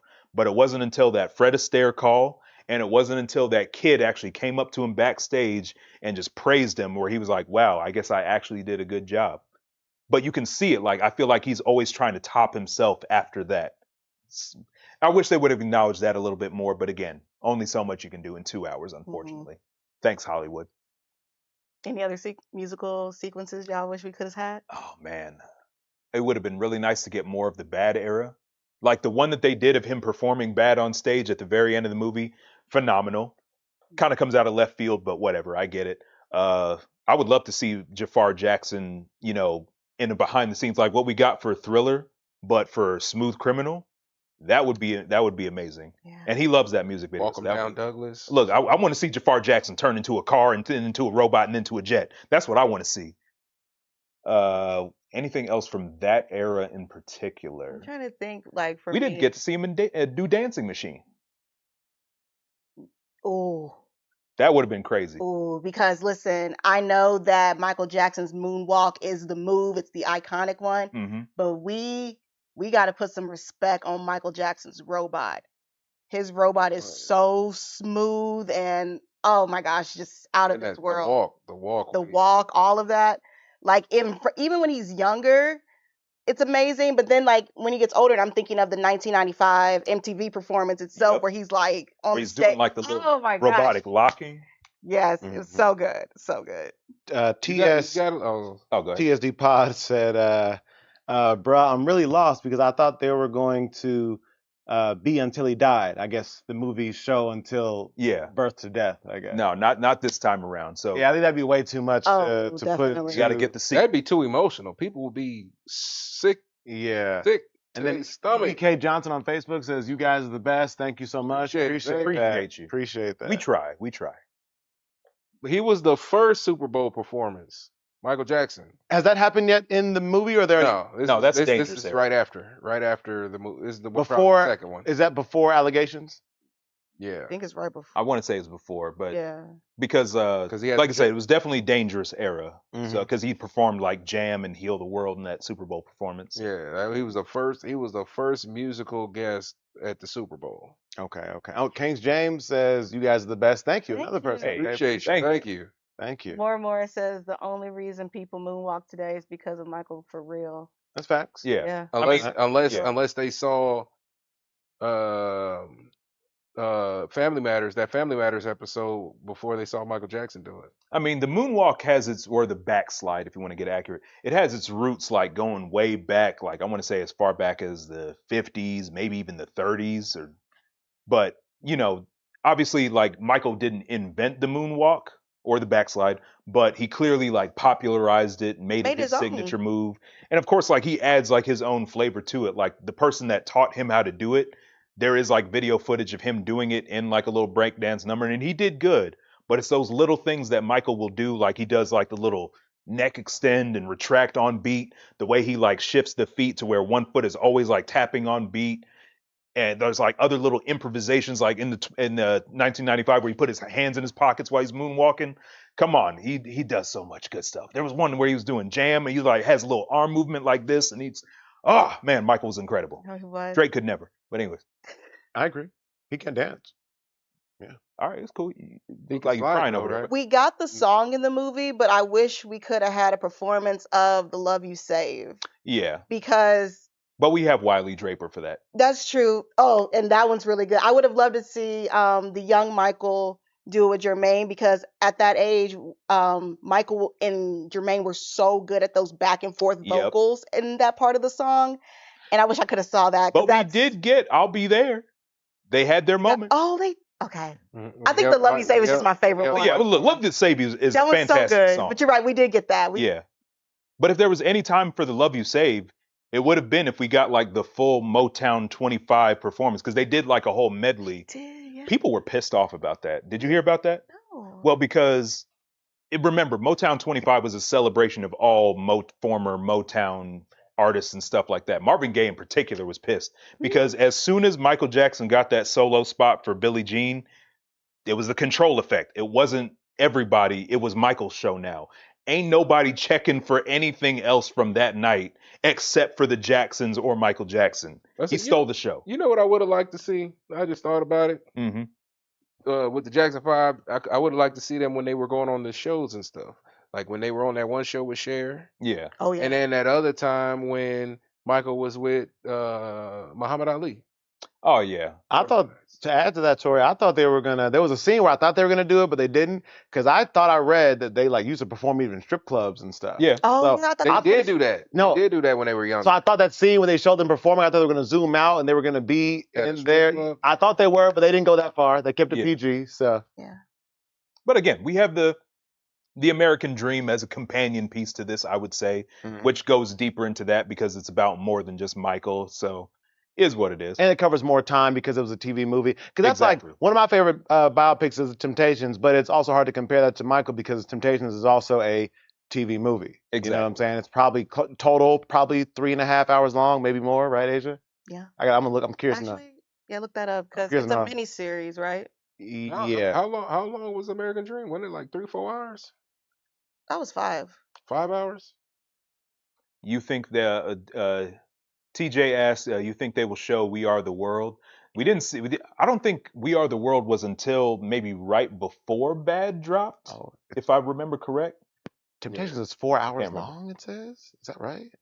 And that would have been a lot because they would have had to Way too many Hey, celebrity cameos. and all the licensing and the checks they would have to cut for all these celebrities. But Michael, that's what makes it so hard Yeah. to do a Michael Jackson movie. because there's too much. Because this man has been everywhere. He's interacted with everybody, and that's a lot. That's a lot of money to shell around. But I would have paid good money just to see them recreate that one video Jafar Jackson, when you're down and out and there seems no hope at all. And the way he looks at But if him. you just believe, there's no way we can fall. They made him stop. Like, They made him stop swinging. Michael looks so pissed. No, because the reason why watched that reason today. why he was so mad is because he was showing them how to sing No, it I literally saw him say right before. Yeah. And then it's like that. He looked at him like that because, like, listen, that was his inner Joe Jackson came out when they did that. He's like, that's not how I told you how to do it. That's exactly what he was thinking. Temptations is 4 hours long, by the way. yeah. And So- Jackson American Dream is 4 hours long. Okay. Yeah. So that's the thing is like, and there was an argument that like, hey, maybe they could have done 4 and hours. many. I don't know if you can do a 4-hour movie. I don't think they. I don't think. Titanic did it. Yes, it was. I don't think it was 4 hours. That was also 3. I think it was 3, and also James Cameron. I think at Sorry, a certain like, point, James Cameron can do that. I think at a certain point, movie studios and theaters might just need to step back and say, look, I know you want to try and get more butts and seats, but if a movie needs to be longer, it needs to be longer. This is one of those But these were times. miniseries though, so I don't think. Well, they're- what I'm saying they're is, like, not even really. for movies, though, again, this is You know the same stuff with Zack Snyder's Justice League. That movie could not be condensed into 2 hours reasonably. But you know what's crazy though? Maybe 3. Damn near everything is digital now. I could see back in the day it'd be hard to do it because they got reels. They got to switch the reels out in order to play these movies. Now everything is digital. You can have the link or the clip or whatever right there to play it. So, But then how do you handle intermission? Because 4 hours is a long time to expect people to sit. Some people need a break. bathroom seats? Intermission. Whoa. I'm just kidding. No, I mean intermission would be cool, but again, now we're talking about even more time that the theater has to. But then that's Be more playing one money that theater. they're spending on snacks and other. Okay, I know you bring up a good point, Tori. Yeah, intermission, go buy some snacks, just get your refills and stuff. Yeah. So, I would watch a 3 to 4 hour movie based if it was the right context and stuff. Like Yeah. I would. Look, I'll start the movie No, today. the last- Release the Fuqua cut. The last, I ain't gonna lie, Make the it happen. last little bit of the movie, I had to go to the bathroom so bad. It's like I don't want to miss nothing. I don't want to miss nothing. You know, is that why you like at the end? I saw you like run out the theater. I ain't run. Look, I ain't gonna wasn't lie. running. I had I to just go. looked up and Tori was gone. I saw this man I run. had to go. Listen, I had to go so bad. I was like, I didn't even finish drinking my drink. I was like, I gotta go bad, but I don't want to miss nothing. I don't want to have to. I ain't gonna lie, y'all. My food ain't been sitting right with me that day, and that popcorn didn't help. But I definitely could have gotten up and gone at any point. But I'm like, look, y'all, I'm locked in. The booty hole is gonna be clenched, and I'm not getting out of this seat until this movie is over. I don't know if this is healthy. When these longer both of movies y'all. come out, we just gonna start wearing Now, Depends. I don't know if we need these long 4 hours because y'all couldn't handle. That's why they make y'all Depends. couldn't handle a 2 hour movie. We don't need no 4 hour movie. That's y'all. why- Look, listen. I'll make the sacrifice. I don't care. Yo, this I'm gonna- bladders is exploding with this logic here. I mean, you know what I'm saying? Like, That's hilarious. oh, goodness. Or make the bathrooms closer. Just But give nah, just no, give yeah. the audience a little reasonable break in between, three- maybe two, even three- 2 breaks, 2-3 minutes. and 2-3 then minutes. and That's then all we everything's need. cool. Okay. Side note, now There you go. Trader collabs. Joe says you should have worn a diaper. Hey, I'm saying we I was going in. cool. No we going incidents in happened. With, I was strong, and I held it until we had to leave to we go. going in get with dinner. double layer Depends. That's y'all. I can just control myself. I'm good. This is Crazy. concerning, y'all. Imagine they made movies. They made movies longer, and and behind with the snacks. He's like, hey, you need a Depend? What size you need? I mean, Okay, what does it depends? I don't. What does that do? Adult All diapers. Oh, I mean, look, we're I thought it not was pills. we're not running a senior home for this thing. Just hold it. Just hold it, y'all. Oh man. Go before. Okay, Asia, you had another question? Let's see. We've covered a lot. That might have been it. Yeah, honestly. I don't know. I have just like a final thought Go for it. about the movie just in general. One of many final thoughts. But just like seeing his performances be recreated so just effortlessly by Jafar just really had me sitting there thinking just, Michael just ain't got no business being gone. True. I got mad. What's that doctor's name? Who? Dr. Conrad Murray. We should just lock him up again just because right now. Well- I just got so mad again that he's gone. Look, Just- here's the kicker. And look, y'all know me. I am a huge I'm a Michael fanatic. If I had the ability to time travel, look, JFK, MLK, I love y'all, but we got to make some priorities here. I've got to save Michael. But the kicker is, You would time travel to save Michael. yes, Over MLK? look, I get to him, but priorities first. But here's the kicker. The problem is, where do you start? Because it's not just one thing. No, Because save him. that's the thing. Is like, do you stop what happened during the This Is It rehearsals? But then if you do that, then you've also got the drug problems that were developed. I'm No, going. can we I'm stop going. it with I'm Joe? going. I'm When he going made- back to when the he- Pepsi. Pepsi. Yeah, I was gonna say Pepsi. Do you go back stop to Joe then. from making fun of his skin color or the size of his nose? There's almost no place to really start. If we stopped at the Pepsi, I feel like we would have been good. Yeah. And if we didn't get like all these terrible things that happened to Michael, then we What also is wouldn't have music? got like really relatable music like Stranger in Moscow for people that are feeling isolated. I'm sure that was a comfort song to people during the pandemic. We got songs like Earth Song for people that are environmentally conscious. They don't care about us, heal the world, et cetera, et cetera. Those were like the songs he was writing when he was in pain, though, right? Yeah. But even like songs like what's it called? I mean, look, Tabloid Junkie it goes fucking hard. I love that song. Is It Scary? That's a very deeply personal song, even though it is like very spooky and Halloween and conceptual. But it's like Michael Jackson's life and career is a perfect storm of things that are both planned, unplanned, good decisions, bad decisions, all of the above. And if certain things hadn't happened the way that they did, his life could have taken a completely different direction. I would. Okay, then I would So it's do like, it where right do you before he had kids. Wait, and not let him have kids? No, he'd still have kids, but like a lot of the stuff right before he had kids, I'd be like, tabloids, when you got Blanket and all this other stuff, I'd be like, People yo, dangling the bait. yeah, I'd be like, because like right then, I feel like that right then he could have been able to do that, and then he would have been able to focus more on his kids. Wouldn't have to worry about this Is It tour or whatever. Let him do that because things were a little bit better around that time. Well, like I said, there's just so much because it's like, like I said, that trial in the early 2000s that broke him. Like he didn't really want to hang around with anybody. Like notice he was hanging out with Chris Tucker. They were good friends, but after that trial, you don't really see them together anymore, at least that we know of. Like he just cut himself off from everybody. Well, I thought they were together even on the Invincible album. But the trial was after the Invincible album. Oh, I thought it was before. No.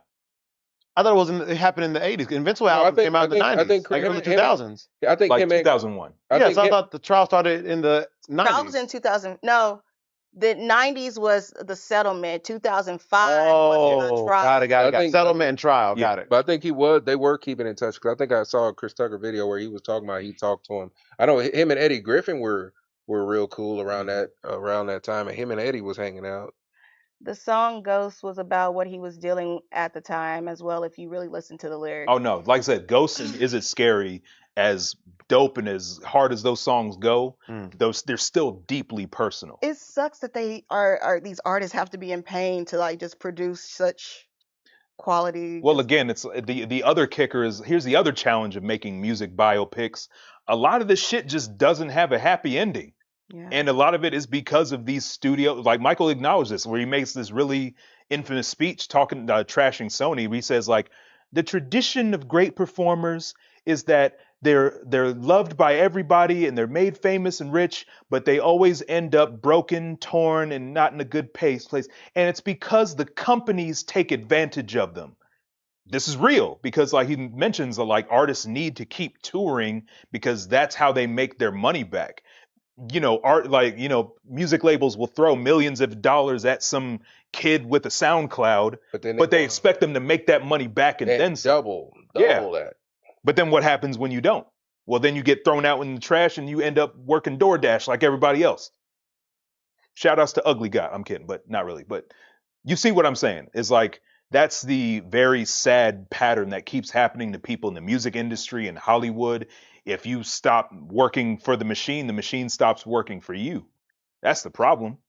So this is why I'm worried for the next movie of like, will they acknowledge like Sony are the ones that fucked him over because they're the ones who are bankrolling the film. They don't want that negative publicity, And but then And then It's real. all the instances where Michael Jackson had been documented saying that he felt unsafe. Mm-hmm.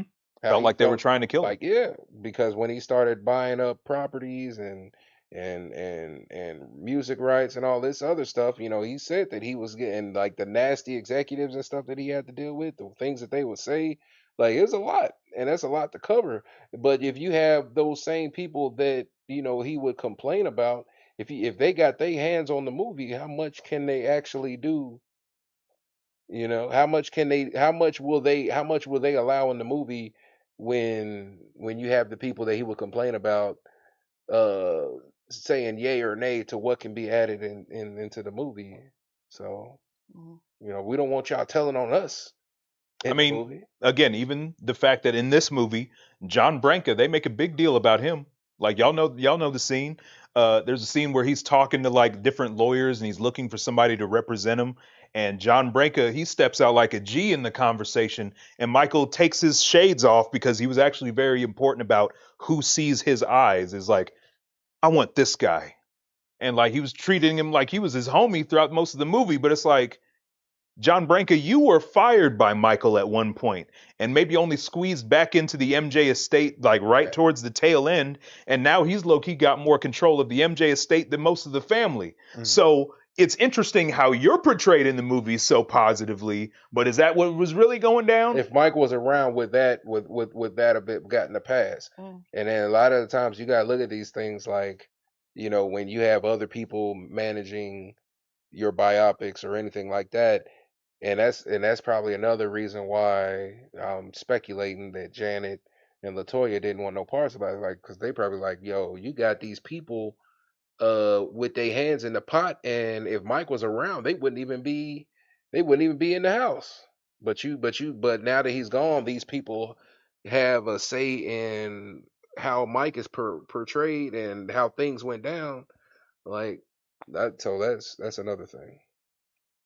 Michael's story is a cautionary tale for anybody trying to look in this day and age. Everybody wants to be famous, everybody wants to be a celebrity, but you got to know what comes with that. Like Michael couldn't even walk into a grocery store without starting a riot. Man. Now, granted, none of us are going to get that big, or the but NBA still, side court at the NBA games. Yeah. The movie shows him being able to like be out in public at one point. Is it like after Thriller where it got like kind of dangerous for him? Oh yeah, ain't no way. And they definitely toned it down for this movie. I thought they did. They definitely toned it down because you got to think he done already did Off the Wall and these other things, and you mean to tell me like leaving the crowds outside the house was a little on the small side compared to what actually went down. They definitely toned down some of the fan interactions for this movie. We got a lot of scenes with him and the bodyguard like going through like crowds of screaming girls to get to the car. We had the scene where he's standing on top of the car with the one that's kind of CGI'd. Then we got the big stadiums and the Mania there. Aside from all the faintings during the Human Nature performance. But aside from the concerts and stuff like that, where the people are expected to be, just him out in public. Period. Anywhere he go, there were mobs of people. And just like, like with the kids in the store, it's probably way more kids than that. People probably, while he was shopping, people was probably calling people like, come up here, come get Michael's here. It was probably so different things like that. Like, I feel like that man, it was tough for him to go anywhere. Like, if he did go into a store, they would have to like technically shut it down. That way nobody else could be in there because of that. Yeah. Also, the Black Glizzy Monster says it's a Lionsgate film, not a Sony film, but it is actually still in part made by Sony Music. So again, this is the thing. This is the unfortunate reality that we have to deal with in a post-Michael world. Again, we'll even go back to, as we talked about last night after the movie, the This Is It concert film for his like behind the scenes footage. After Michael died, the people behind AEG that were making the tour, they said like, look, Michael Jackson's death, it was a tragedy, but we can still take all this footage and make a killing off of this. They were trying to profit after his death. They knew what they were doing. That was the first thing that came to their mind. Yeah. How are we going to get our money? Now that he's gone, we got to recoup some of this money we've already invested. and we need to get as much as we can. And you even have people that worked with Michael Jackson, like Will.i.am and Akon and stuff like that, that said, like, while they were releasing albums like Michael and Escape post his death, they were saying, like, yo, a lot of these stuff, they're not finished. Michael wouldn't want people to listen to him because, again, he's a perfectionist. He doesn't want them to hear it until it's, like, actually ready. But again, Sony's got to make their money. Those are the ones who are profiting, but those are the ones who didn't support him when he was here, when he made the most expensive album ever made. Yeah. So, like I said, that's the unfortunate reality of a lot of this stuff. But from the perspective of the fans, we're still keeping it alive. And those of us that are in the know, we know. Like, some people won't even drink Pepsi while watching this movie because they know what happened with the Pepsi commercial. And that's real. I get it. So. Another comment from TSD Pod says, the American Dream did not seem 4 hours long. I would agree. Like, I mean, yeah. A lot of these biopics we're talking about, these miniseries, like the Temptations ones, I didn't know until just now that Temptation was 4 hours long. Yeah. I never even thought about it because it's so good and it doesn't feel 4 hours long. So I've never watched it like, 4 hours, I ain't got that time. Like, whenever I put that on, I'm like, it just goes. So I mean, like I said, the American Dream is so dramatized and so explosive that it'll keep your attention throughout those 4 hours. No, I don't watch. Like, I watched it when I was shit younger. with Joe Jackson, and I think it was Marlon. Yeah, not even just that. Like, when he was talking about, like, one of them getting married, I think it was Jackie or something like that, and he's like, "Oh, look, we can get you your phone, your camera equipment, but do not marry that girl. You got girls screaming all over the world for you right now. You get married, they're gonna look at you different. I don't care. I'm gonna marry Dee." Like, that whole scene, like, come on, like, cheesy as hell, but you gotta love it. Any other final thoughts on the movie? I mean, I think it was really good. We can give our ratings. Yeah. Okay. I'll say mine real quick. From a movie perspective, I think a 7, maybe 7.5 is fair. But if you're a Michael Jackson fan, 8.5. Which, I mean, everybody's a Michael Jackson fan, so 8.5. Yeah. What you? I was gonna say 8.5. Okay. Asia? Still cooking? I'm between like a 6.5 and 7. Yeah, that's probably where I'm at, 6.5 to 7. If we're talking about just the music and the performance and all that kind of stuff, that's a 10. 10 out of 10. That's a 10 out of 10. That's a solid music 10. and performances. Yeah, that's a easy 10. The acting, Jafar, that's a 10. I'm giving it the lower score is on the more movie parts. The parts, like I said, the more parts that I feel like were glossed over as far as from a character perspective and things like that, and just some depth that we didn't get. Yeah. But it's still worth watching if you're a Michael fan. I think it's a must see. 100%. I'd still recommend it, even though I'm saying the score I'm not saying like 6, 7 as like totally negative. I still enjoyed it. I was Definitely ain't entertained. 2. No. Rotten Tomatoes. Do we talk about like why critics are hating this movie so hard? Have we talked? I'm sorry, I know we're toward the end. We had talked about how they were mad because of the allegations. But that's not the only thing. Though I've seen some other. That's not the only reason though. Like that's a lot of what I'm seeing. I see a lot of them are bombing it because it does not touch on the allegations. But I do think the 27 number was just unbelievably low. Yeah. And like to a point where I'm just like, yeah, this is.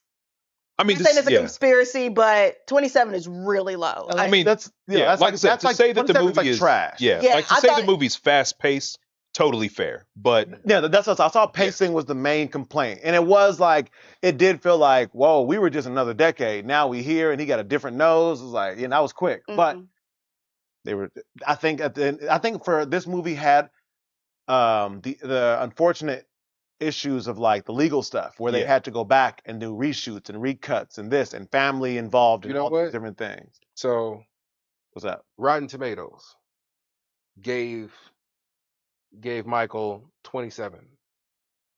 The critic score. To clarify, like that means that critics combined, the critics who reviewed it gave it that, not Rotten Tomatoes specifically. Yeah, okay, but then 40 now. But then She-Hulk got 80%. Well, and then also Tori, to add to that, audience score is 32 on that versus audience score on Michael's like 90. Yeah. To my knowledge, have you seen the audience score for Michael yet? Somebody says it's now at a 40% on Rotten Tomatoes. That's critics though, and I Yeah. think. But have we seen? We on, haven't pull talked it up about now. audience score yet. Because Yeah. audience score, in my opinion, low key be more important anyway. A lot of Exactly. times, like No, a lot case in point. of Michael Jackson fans are loving this. Yeah. Yeah. And the jury's technically still out just because the movie hasn't technically come out But yet. even with the Mario movie, critics gave it a low score and the fans gave it a higher. Asia, what do you Exactly. see on audience score On audience for score, Rotten Tomatoes? for audience score on Rotten Tomatoes, we are at a. I saw like 90 from what I saw, but Asia's gonna confirm. I'm just very curious to see what. And like I said, there's even the potential for people to get repeat viewings in if they want to as well. Because like I said, I wouldn't mind watching it again. I'd probably Pull it want to up. see It's it. not, my computer's starting to die. Oh, okay, Damn. I got you. What's up with y'all and these dying Apple products? What's going I on? actually take responsibility. I did not come down here with a fully charged. Okay, laptop. so Okay. so listen, It's rubbing off on you a little bit. 41% on critics, Mm-hmm. which is more fair than Significantly better, than but still 27. trash. Yeah. But audience score 96. There we go. That's what you. I mean, that's a my thing- great. That's, 27 was crazy. They 96 went. is an A. When Like, it you comes know, to these critics, are they actual fans, or are they just people who just go based off of their own opinion or something? So I wouldn't say that I was like a big Elton John fan, but I still enjoyed his biopic. I don't think you have to be a fan to be able to give like a reasonable critique of a movie. Right. yeah, 'cause like the I'm way- not a 'cause big the Elvis way- fan, but the I way- do want to watch the Elvis the movie, and I'll judge it based way on they my- graded it. The way they graded it is like they never heard of Michael Jackson before they saw the movie.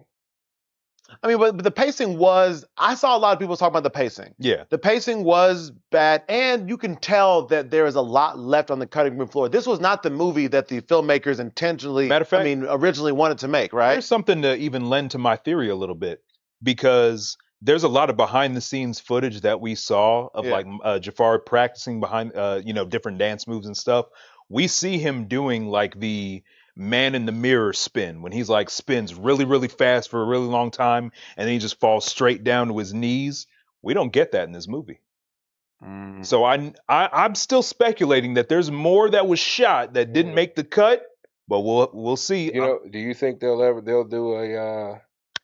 do like a Princess Diana moment? Oh, with him with Dirty Diana? Well, when they met each other.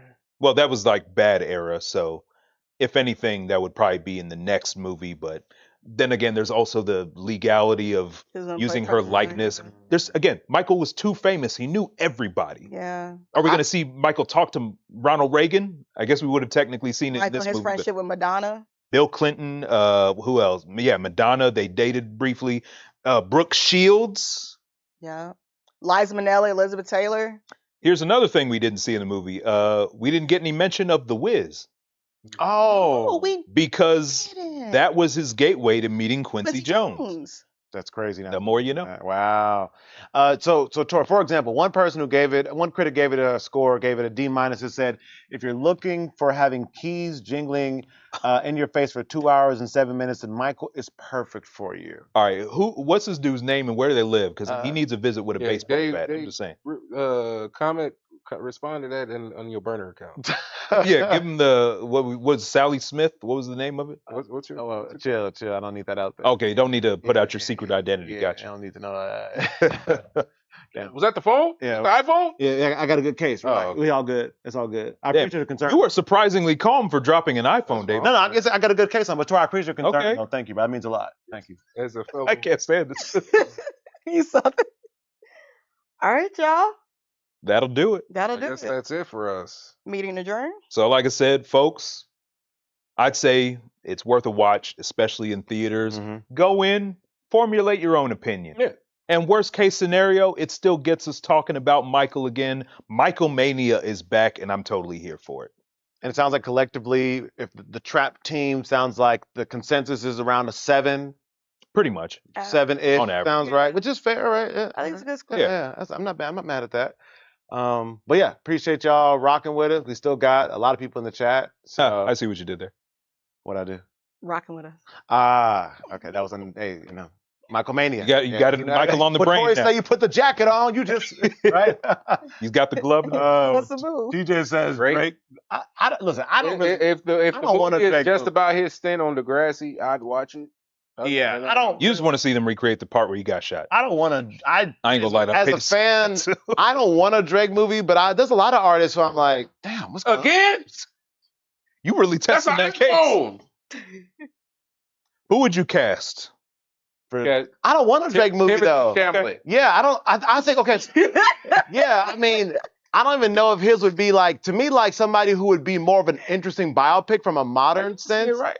Would be, and even though like I've kind of fallen off of him because of recent stuff, but a Kanye movie would be a much more compelling movie than a Drake movie. The accident, you know what I'm saying? The car accident, his mom, the different albums. Yeah, that movie definitely ain't gonna have a happy ending. I know that. I mean, you know what I'm saying? Like that would be that would make for a much more compelling biopic because you've had all of the struggles and issues, mental health issues. And go ahead, Asia. Hear me out. The Drake movie A gonna end with him walking up. Nah, A Beyonce biopic starring Blue Ivy, her daughter. I can't see it. It'd be incredible. It'd be so good. I don't know. It'd be good. Robert Downey Jr. as Drake. You know, I can see that. You know, I think I think a Destiny's Child movie would do well. Yeah, because like they did a really good one, the TLC movie. Oh, remember that? yeah. So I could see that versus a Beyonce movie is like them growing up and like just the pop star. You know what I'm saying? That to me seems a little bit more. No, you're right. Destiny's Child has a Wait, good didn't they find out story. that Kelly is her sister? No, what? Okay, Wasn't listen, that- you know a lot about the Beyonce conspiracy theories true or more not? than me. Is that true or not?